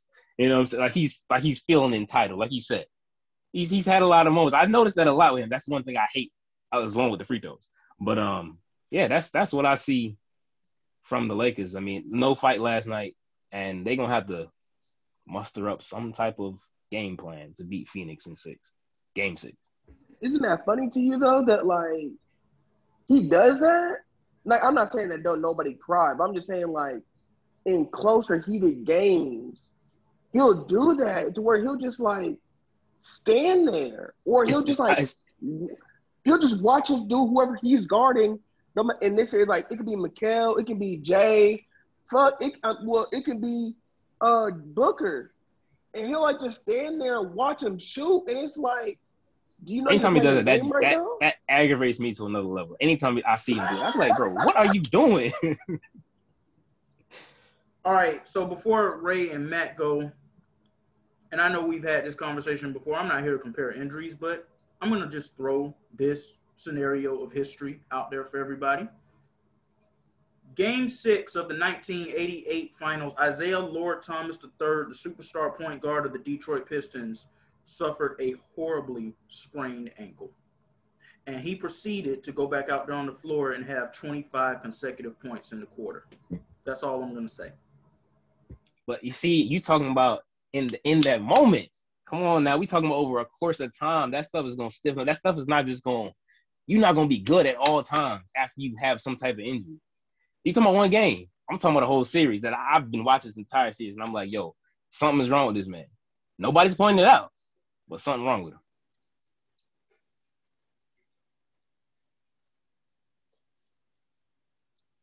No, they really losing by 23 points. Wow. Okay. Matt, you can go first. Okay, cool. So I'm just gonna say, let's all take a deep breath. Let's all relax. I know it's close to y'all heart. The Lakers are losing right now, but I know it's hurting y'all right now, Lawrence. I know you're a big Lakers fan. X, I know you're a realist fan. I understand this. Before you continue, I'm not one to cut people off, but you came in here on some straight trash just. Huh? I want to remind you that the Houston Rockets are sitting at home right now, hoping they get the number 1 overall draft pick, and you're hoping for that as well, so that they can draft Cade Cunningham. This guy James Harden with So MVP. he came in here trying to tell us to relax. Your team is sitting at home. They didn't even come close to the playoffs. Let's talk about a Houston fan? Hey, you don't have to violate like that. Hey, listen. The word of today is relevant. No reason he think my Nets getting knocked out. Hey, the word of today is relevance. Relevance. What does that have to do with the Lakers being in the playoff? I'm okay with my Rockets being sucked right now. I'm completely fine. Y'all can go on a tear about the Rockets for 30 minutes, and I might join in and throw a parade with y'all. I'm content with my team. So the word of today is relevance. What does Rockets losing have to do with the Lakers in the playoffs right now? That's what I want to know. So let's get back to the key what we're talking about. The Lakers versus the Phoenix Suns in the playoffs. May I continue? So just relax. To the Lakers fans, I want y'all to think back to 2010 when y'all won the championship and y'all went back-to-back and Kobe won his last ring. He got number 5. And after that, after y'all won that championship for the next decade, y'all sucked. I want y'all to think back to that. Y'all talking about Lakers history and all this. Just remember when y'all won. You talking about the Rockets. Remember when y'all were the Rockets. Y'all talking about all this about LeBron. LeBron saved y'all franchise from the dungeon. Y'all went a decade sucking, and now he bought y'all a ring in 2 years, and now y'all want to rain on the man parade like he did y'all bad. Just remind y'all, all y'all are young. Everybody in here is young. So in the last 10 years, the last time the Lakers won a championship, you were probably in middle school.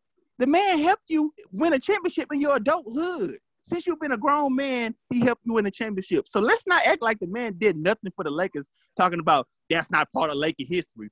But the Laker history I know is Kobe Bryant, and after Kobe Bryant, it's nothing. That's what I know. So let's relax about what LeBron hasn't done for the Lakers. Yes, he has his moment where he pouts. Yes, he has his moments where he acts like an a-hole on the court. And yes, he does all that. I'm not completely fine with that because I'm not a big LeBron fan. I think he's the GOAT, yes. But LeBron's not my favorite player. I cheer for LeBron. I root for LeBron only because I want him to be the GOAT of my era. I didn't grow up on Michael Jordan, so I don't care about Michael Jordan being the GOAT in 1972 or 1955. I don't care about that. Whenever he won those championships, I wasn't alive then. I was alive then, but I wasn't worried about basketball then. And for some of those championships, I actually wasn't alive. So I don't care about that. I want LeBron to be the GOAT of my era. That's what I want. I want to tell my kids that I watched LeBron James win his 5th, 6th, 7th championship. That's what I want to tell my kids. Y'all can keep riding Michael Jordan like you was alive when he played. You wasn't even born yet. Back to the Lakers in this playoff. They're playing the Phoenix Suns, was happened to be the second best team record-wise in NBA. Y'all act like they're playing the Memphis Grizzlies, and the Memphis Grizzlies are giving them a tough time. They're playing the second best team in the NBA based off record. Let's start there. They almost had the best record in the NBA. Let's start there. They missing Anthony Davis. The role players suck. LeBron James is dealing with an injury, like he said, the ankle. I agree with you completely. Throughout the season, he has been dealing with the injuries. He's getting old. He's in year 18. He's 36. He's an older man. And you're talking about Kobe Bryant when he lost to the OKC Thunder in the Western Conference Finals. Keep in mind, if OKC would have lost that series and the Lakers would have went to the finals, LeBron James would have beat Kobe in 5. You really want to L on Kobe record from LeBron James in the finals? You don't want that because you would have never been able to live that down. So you ought to thank the OKC Thunders for knocking off the Lakers and not allowing them to get to the finals. Because LeBron would have gave Kobe an L and y'all would have never been able to live that down. Let's end that there. So back to the Lakers. It's nothing you really can say. They're playing the second best team in the NBA record wise. They're shooting. They're on all cylinders. They wear out their second best player. LeBron James dealing with an injury. It's not much you can say. If they lose the series, cool. Pretty much every team that made it to the Final Four last year bubble has had a tough run. Miami Heat, they're already out. The Celtics, they're already out. Denver, they dealing a dog fight. And the Lakers, they in a dog fight. They had a bad turnaround. They had 60 days off, no rest, no nothing. They dealing with nagging injuries, and now it's showing. It's like it is what it is. But for y'all to sit here and just have a boo-hoo parade about what LeBron James had done for the Lakers, LeBron James saved y'all from a decade of sorriness. That's what he did for y'all. And now I'm done. Baby, where you at, man? Where you at? I'm right here, and before Ray continues, because I heard some heat just now. No, what you heard some was heat. a tad bit of unfactual information. 1955 and 1972. Hey, I heard a lot of heat, our man. viewers and our listeners out there, I want you to go look up this information for yourself that I'm about to tell you, because that was completely disrespectful to the great Michael Jordan. The GOAT of the 1950s is considered to be George Mikan, and the GOAT of the 1970s is considered to be Kareem Abdul-Jabbar. Michael Jordan was not playing basketball in the 50s and 70s. I need to point that out because there are kids out there who will listen at this and take Matt's word for gospel, and that's just not right. For the kids out there that take my word for gospel, you're doing the right thing. Thank you. I don't know about that. I don't know about it with the Trae Young. When it comes to Trae Young, I don't know about that. But Trae Young looks like half the kids in the world, so they may believe that's their sibling. For all we know, I ain't gonna lie. Well, I got a question for you. I got a question for you, Matt. Go ahead. Since it seems that you, hey, Lawrence, real quick, Lawrence. What's up, bro? How old were you in 2010? 2010? Yeah. 13. Okay, nah. Go ahead. 16, 13, one of them two. I accept for sure. Now, that big Lakers 5, that's a little bit of reach, but I'm gonna move on to my question to you. So if Braun is all this, he's done all this for the Lakers. What would you like to see? Because clearly there are things that he's doing that ain't good because we down 3-2. What are some things that you think are justifiable to see from him that he's not doing at this age and at this stage of his career? I'm saying LeBron James is at the end of his career. He's not the player he once was to carry a team. He's just not. Like, you can't expect that from him anymore. In my opinion, you can't expect that from him anymore. It happened before our eyes. Like, going into the playoffs and going into the season, we thought he still was the man. He dealt with an injury. He can't shake back from it. He probably needed to take a trip to Miami for those 2 weeks like he did in Cleveland when he was losing and get shot with the vibranium and shoot up that knee, but he just couldn't get it. He couldn't get those shots to keep that ankle rolling. So he's an older man and he just can't do it no more. I mean, we just watched it happen. So it happens to the best of us. So I mean, it happens to the best of them. We not professional athletes, but it happens to the best of them, and it is what it is. Final time, finally caught up with him.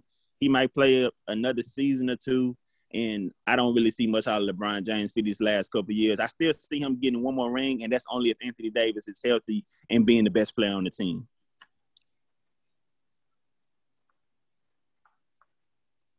I just feel like even at a decline stage, I still, out of respect for him, put him top 5 in the league.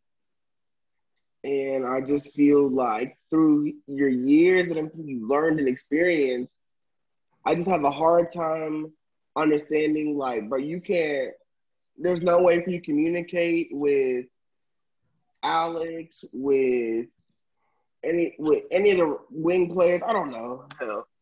Hey, Mikal's probably going to shoot that corner shot. Put a hand up. Hey, Jay Crowder is going to crash the boards. Put a body on the box out. Hey. What makes you think he's not doing that, though? Like, what makes you think he's not doing it?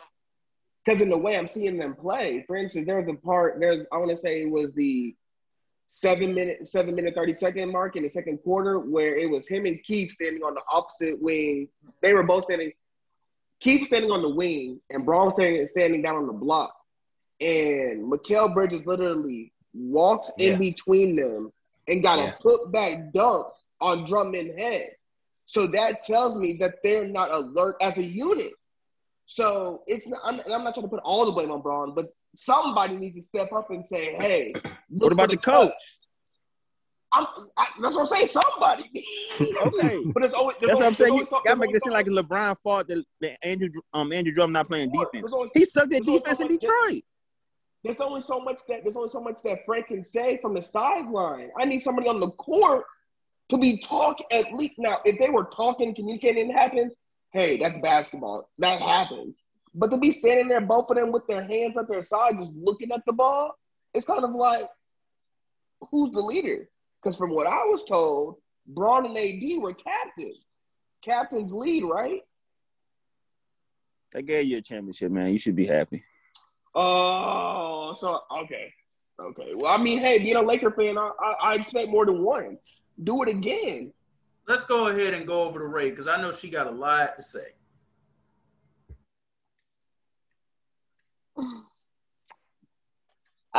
Matt, so disrespectful. So disrespectful. In five. I'm not a Lakers fan. I'm not a Lakers fan. I am a LeBron fan. I will always root for LeBron. Simple. To say that he doesn't have, I guess, Mamba mentality to put the team on his back. You're right. He's 36. He's been in the league 18 years. Your body, I don't know, it's kind of catching up with you. So, I mean, that's not like the sole reason why he couldn't put the team on his back last night, but it plays a huge part. And it's like y'all want him to be Superman or captain, save the team. But it's like, okay, like the slack that y'all are giving LeBron, I need y'all to have that same energy towards Kuzma. I need y'all to have that same energy towards Dennis. Because where he lacked, I felt like those were opportunities for you guys to kind of pick up and show why y'all should remain in this organization. Matt, you are right. When you think of the Lakers, you know, you think of multiple championships because with all Laker greats, multiple championships were won. That's a given fact. Do I think LeBron's about to get them another one? No, not at all. Not at all. And I say that because he's not healthy. Like, you only got 60 days off while everybody else had over 120. That plays a huge factor. Thank you. That plays a tremendous factor. I'm not bouncing back after 60 days after I just won a championship. No. I need sleep. I need rest. I need nothing about that was organized. Nothing about that was proper.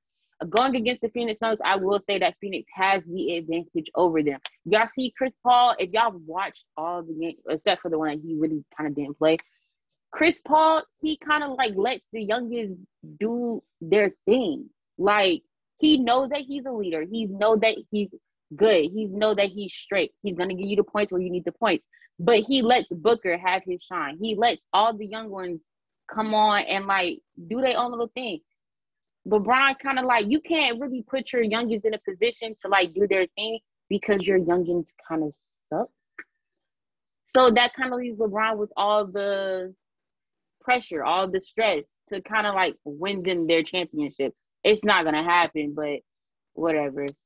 And then, like, the whole Jordan thing is, do we really think Jordan is the great? But, I mean, you know, that's the conversation for another time. They don't. But They don't really think that. They read articles. Michael Jordan and Kobe Bryant, what sets them aside from LeBron James is the simple fact of they will, how can I put this? They will keep going until there is no more. If y'all watch, like, Kobe's last year, after every game, every interview, he said, I'm going to keep going until I can't no more. And Kobe had, like, mad injuries during his career, like, mad injuries. LeBron hasn't had those mad injuries. LeBron, for 36 years old in year 18, is, I'll probably say, like, 75% healthy. 75. Matter of fact, I'll say 70. But you kind of see it. Like, he's not playing basketball when he first came into the league. Like, this is a young people's game now. Like, we've seen that with Trae Young. This is a young people game. And I just honestly don't think that he can keep up. Like, I don't see him retiring, like, after this season or, like, next season. He's going to keep playing. But y'all can't expect him to just be like, okay, like you got to put the team on your back and show us why you're the greatest player. Like his resume speaks that. We know who the GOAT is. Simple. All right. Before Y'all talking like y'all be talking about LeBron James like he still got to prove himself to y'all.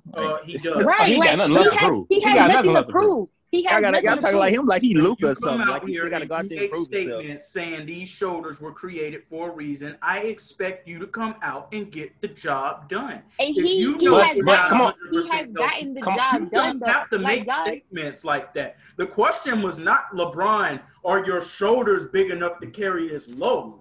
All he simply had to say to the media was, I'll see you in game 5, and kept it pushing. But no, he had to do what he does best.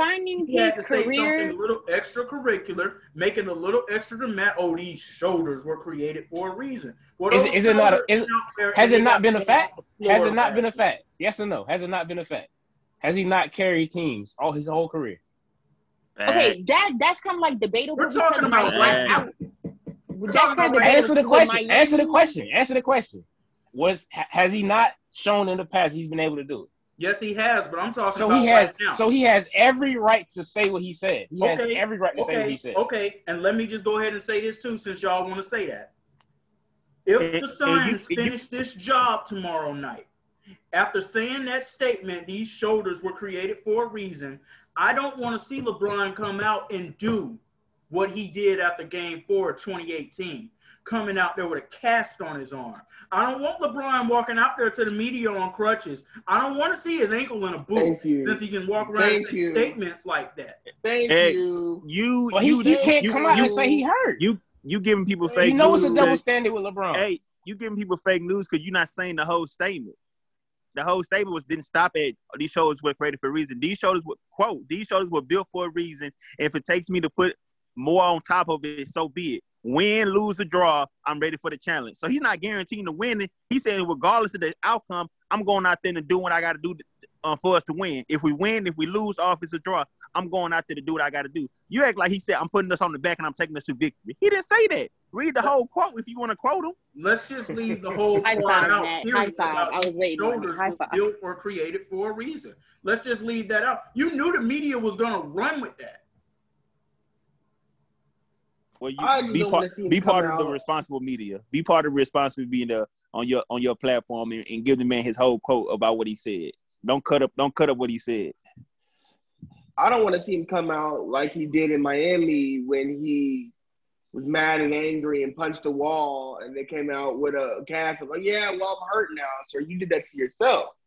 If you're hurt, if you're hurt, I believe. Y'all tell me if I'm wrong. I believe everybody in the NBA is over 21 or at least grown men. If you're hurt, I'm hurt. You voice that.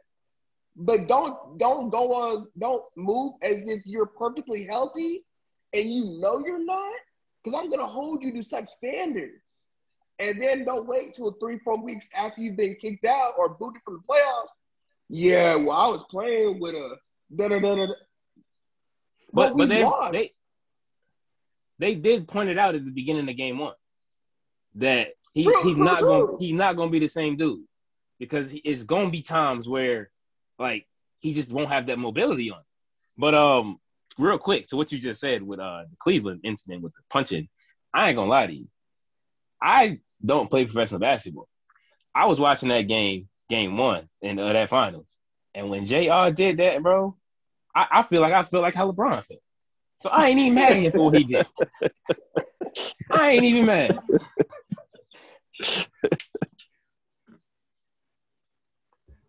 Oh, I understand him being mad. I'm not even mad at him for punching the wall or punching the fire extinguisher or whatever he went and punched. Don't come out here and give me that cry me a river excuse wearing a cast on your hand after Golden State just swept you. Bro, just either way, we knew that was going to happen. Get the job done. We knew that was going to happen. Nobody expected them to win. Nobody did. Did you expect him to come out to the press conference looking for a sob story with the cast on his hand? Did you expect that? No. Okay. But I take nothing from it because I didn't expect them to win in the first place. I would like to add, I think it was Matt that had brought up, it was either Matt or Ray that had brought up, like, Frank's part in this. I just want to go on record to say, how wild is it that in these dire times, they are basically forcing Anthony to play because it's like, bro, without you, we're nothing. Anthony was warming up last night. And Charles Barkley said, bro, if you get a groin injury, that don't get better in 48 hours. Anthony was out there in warm-ups. Anthony's probably about to play tomorrow. As bad as it is, and as much as we all know he shouldn't, Anthony probably about to be on that court tomorrow night. If nothing more, just to be a decoy, to do something. But it is like, Ray talked about earlier, like, you know, these congested seasons, which I don't have an issue with because at the end of the day, the players agreed to it. Like, and that's why I think like leadership falls because it's like these are questions that should have came up before y'all just, well, you want to play again. It should have been, well, what does next season look like? How are we going to accumulate in the All-Star break, Christmas break? How are we going to bring those things into it now? No, nobody cares about that. Everybody just wants to get paid. Everybody just wants to play a game. Well, there's only so many days in the year that you can play. So I feel like that kind of falls on the players as much as the owners. But this man, Anthony, and I'm just going to say on the Lakers, Anthony been hurt all year. And it's like, y'all need me to come out here and hoop again? Can I even get back to 100% before y'all need me? Anthony, like, hey, I'm praying for you, Anthony. They showed that clip, it was 5 seconds yesterday of him warming up. And I was like, bro, my man looked like he could barely move. How he going to play? Barely. I'm talking about when he was on a little side step, little warm-up shot. Yeah. It took like 30 seconds to go from side to side on his legs. And I was like, bro, he's in pain. He can't move. No, I don't think he's not, from what I've heard and from what I've seen so far, he's not playing tomorrow. There's no discussions about him playing tomorrow, but knowing the Lakers, anything is possible. Anything is possible. Well, I don't put it past say to AD, honestly, and this isn't even me clowning the organization. Do not allow this one game and the pressure of this organization to force you to do something that could have long-term ramifications that could hurt your career going forward. Don't do that. We'd much rather see you get healthier, go harder in the offseason, get back in the gym this offseason, come back in better shape this season, and come into next season and be the monster that we know that you can be. That's what we really want to see. And as far as the biggest thing that LeBron can do to help this team, honestly, y'all not going to like hearing this probably, but he needs to do the Tim Duncan route and he needs to take a pay cut. Don't take as less as Timmy did per se, but you tell me that you're all about winning, you want to do everything to make the team better, okay, take a pay cut. I've been an advocate for that. I don't see why not. I mean, he okay, deserves so it, the thing, but still, you know. Go ahead. Okay, the thing about LeBron taking a pay cut, it's not gonna happen. You want to talk about the best player on the Lakers team right now? It's LeBron. It's LeBron. Kyle was not worth this little $40 million extension that they gave him. I don't even know why y'all signed Dennis. And then y'all had the audacity to offer him $86 million. Like, why would y'all do that? Y'all are broke. Y'all can't afford it. They gotta stay competitive in the market. Like, if you don't come in with a competitive offer, nobody wants Dennis. Nobody is gonna. I don't know about nobody. 84. I won't say nobody. I won't say nobody when they offered him the 86 because he was just coming off the Sixth Man of the Year. So it's like he got leverage under his belt. And Kuzma, like, that was the minimum we could have gave Kuzma. So it was like, we got to give you something. You got to get paid to play basketball. No, LeBron taking a pay cut. Look, if LeBron's going to take a pay cut, then I kind of like expect you to kind of just go get every superstar in the league and put them on one team. If LeBron's taking a pay cut, that's what I expect with the Lakers organization. If y'all want my man to take a pay cut, no, it's so not if even. y'all It's are not not even. It's not even superstar. Getting more superstars. It's getting competent people around him. You need like literally get competent better people around him. Listen, but look, this is why I say I'm not a Lakers fan, because y'all made like a whole decision based off of one person. Like Kuzma should have been in the trade with Ball and whoever else went to the Pelicans. He should have been in that trade. That would have opened up cap space for you guys, for y'all to bring in somebody along with AD, maybe like, I don't know, somebody else with AD. Lonzo Ball on the way. The Lakers savior. His jersey going in the Raptors, like Magic said. Lonzo Ball is not gonna lie to you. I would have kept Lonzo over Kuzma. Help is on the way. Exactly my point. I would have. Exactly my point.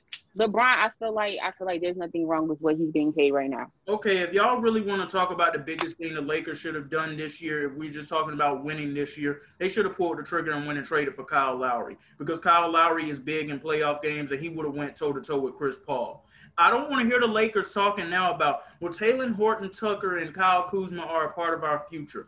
You didn't think about your future when you traded it away for a brittle Anthony Davis, who was already an injury-prone player in New Orleans, and you had Brandon Ingram, who was on the rise before those blood clots happened to him.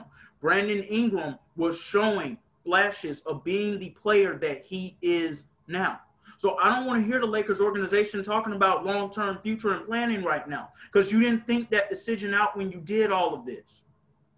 Brandon Ingram and LeBron didn't look like a fit. They didn't Hold look on, like a fit. yeah. Lowry? I was about to say, no. I was about to say, because I just had that discussion with my dad. I can't judge what B.I. is doing in New Orleans and all the freedom he has in New Orleans and say that'll be the same player in L.A. right now. Because it wouldn't, because you'd be playing behind AD and Bron. You wouldn't be in New Orleans. Let's be real. No one's taking shots away from B.I. except Zion. And that's Matt's guy. I believe it's B.I.'s team. I believe they're the two alphas of that squad.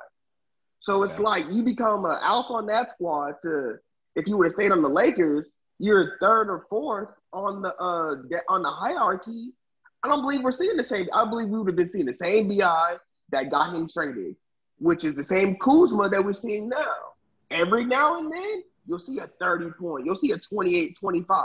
But for the most part, you're going to see 8 to 16. The players that I think that the Lakers should have kept were, D'Angelo Russell. Oh, my God. I knew you was going to say, oh, my goodness. D'Angelo Russell. Oh, my 2, God.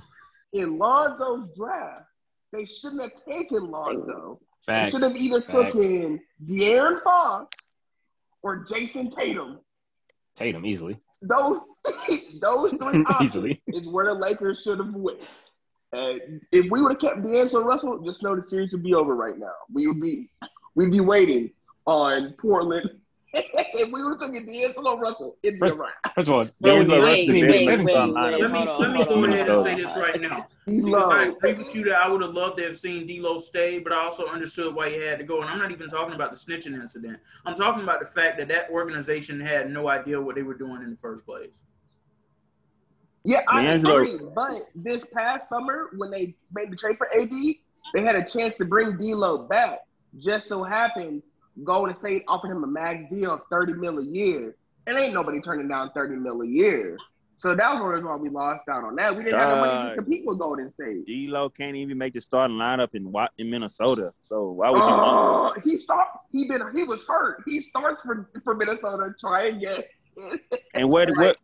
And you saying if he was playing for the Lakers, y'all would have been winning the Lakers series right now. He can't even win 20 games. 20 games. Hey, hold on. He led the Knicks to the playoffs. I would take D'Lo over my man Dennis Schroeder now. I'll take D'Lo over Dennis Schroeder either. I'll take D'Lo over Schroeder. I like D'Lo, but I'm about to see him act like D'Lo some world beater. D'Lo's all right. He ain't like that. But he's something that the Lakers actually could use now. A dude who can get his own shot. Nobody else can do that right now except LeBron. I'd rather have on the Lakers team right now. I'd rather have Lonzo. I like Lonzo. The improved Lonzo. Hey, I mess with this year, Lonzo. Well, let me go ahead and wrap this conversation up so we can go ahead and get the show wrapped up. Lawrence, I think you're the only person on this call that might even remotely think that is BI's team down in New Orleans. As a matter of fact, I think that we would be very fortunate if the BI and Zion situation does not become similar to the Stephon Marbury and Kevin Garnett situation in Minnesota. We'd be lucky if that collision does not end up happening where you got those two alpha players in there and they end up bumping heads. We know who New Orleans is building that organization around, just like everybody knew who Minnesota was building that organization around. Lawrence, B.I. don't even think that's B.I. team. B.I. don't even think that's his team. B.I. himself don't think that's his team. So you know for what he.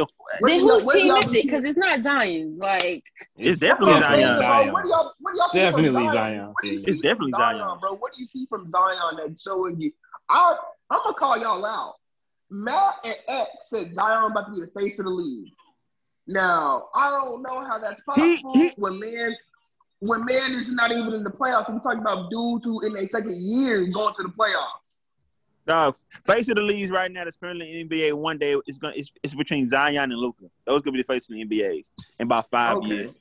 Yeah. What about your boy LaMelo? LaMelo not better than them, but I feel like this is what I feel like LaMelo. If LaMelo was playing for a more bigger market like the Knicks, he would be the face of the league as far as branding, as far as looks wise, as far as excitement. He would be the face of the league, but he wouldn't actually be the talent wise face. It's like when Tim Duncan was the best player in the NBA. Tim Duncan was the best player in the NBA, but he wasn't the most exciting player in the NBA. You still had other players in the NBA that were more exciting than him that people would rather see out over Tim. And that's what I feel about LaMelo. He's an exciting player like Trae Young. These are exciting players that you go to the game to see. But just based off strictly talent, without all that other stuff, it's gonna be Luka or Zion. It's already written out for them. Like the NBA already got it out. And Adam Silver already got it in the bylaws. It's already rigged. It's gonna happen. One day it's gonna happen. It's over. I mean, it's not gonna be Zion. Like maybe it's just Zion. Me. Like maybe it's just me. But like his weight are like huge key factors. But even more so, he plays for the Pelicans. Like they're not going anywhere. Like they're not going anywhere. They're not gonna be a playoff team in the West. Not he can leave. I mean, he can leave and go where? The Lakers. The Knicks. Okay. All right. I'm gonna go ahead and close this out by simply saying this because y'all can think BI the player. If you're saying that it's BI the player being on New Orleans, and you can have your opinion on that. Shout out to Kwame Brown for what I'm about to say. The face of New Orleans himself, Drew Brees, sprinkled his mama's cooking all over that boy and basically crowned him as the upcoming face of the city of New Orleans when it comes down to sports when he was drafted there. That's all that you need to know about that. Drew Brees, the face of New Orleans sports. When he gives you that title, that's it. It's done. And I'm also looking at, and Lawrence, you talk about him missing the playoffs in his first 2 years. There's another guy who missed the playoffs in his first 2 years too. And he was being crowned to be the next face of the league.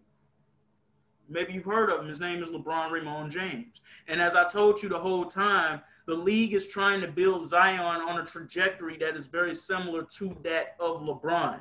But I will say this.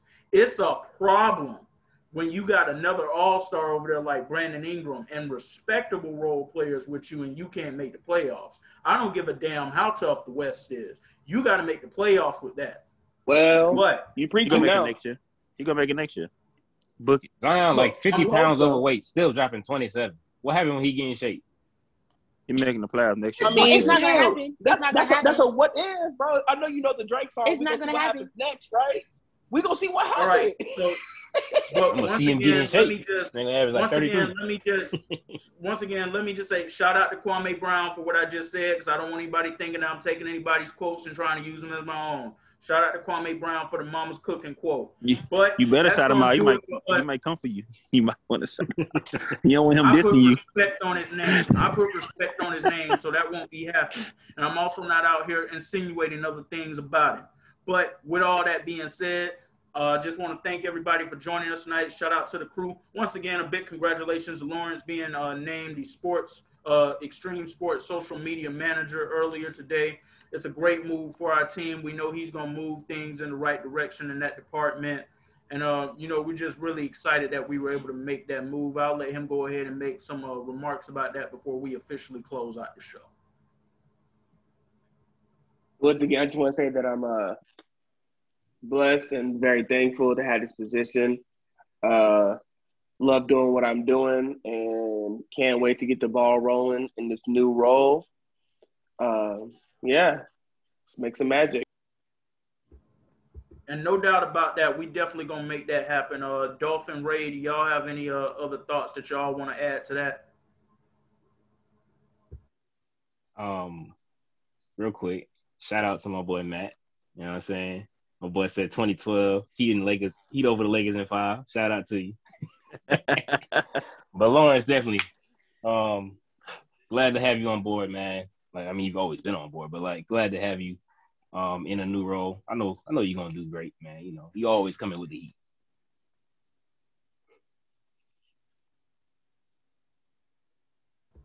Ray, you have any remarks you want to add to this? Congratulations, Lawrence. Even though you're a Carolina fan, but I mean, it's cool. It's fine. No, but seriously, congratulations. I think you're going to be great. And we always appreciate Matt and his insight that he brings to the show. He brings the show to a different feel. I like to think of Matt as the Rob Parker of our show. He brings in takes that nobody really thinks about, and you need that for shows on these platforms. So I want to thank Matt for bringing the heat tonight and really just getting the crowd amplified up in here tonight. Matt, you have anything you want to say? Just appreciate y'all having me again. Love to come on again anytime, and I feel like the show really went really good tonight. So appreciate y'all having me. Yeah, dude. When you said Trey Young the best, better than Devin Booker, yeah, dude. All right, so we're looking forward to the next time that we get to come to y'all on this platform. Once again, we're not going to give y'all a date. Just know we'll be coming back to y'all soon. And it's going to be a totally different look in the NBA playoffs when we come back to y'all because they'll officially be in the second round. Some of those teams may be headed towards the conference finals officially at that point. We don't know that for a fact yet, but we look forward to everything that we'll be bringing y'all. And we might have some real NFL news to bring y'all next time. Julio Jones might be playing on the next team. Green Bay might actually be moving forward without Aaron Rodgers. We don't know all of this for a fact yet. But y'all know that we're going to keep you locked and loaded on all of our platforms that we have here. For the entire team here in the crew, I'm the X Factor, Xavier McKnight. Want to thank everybody for joining us, and we'll see you when we see you. Peace.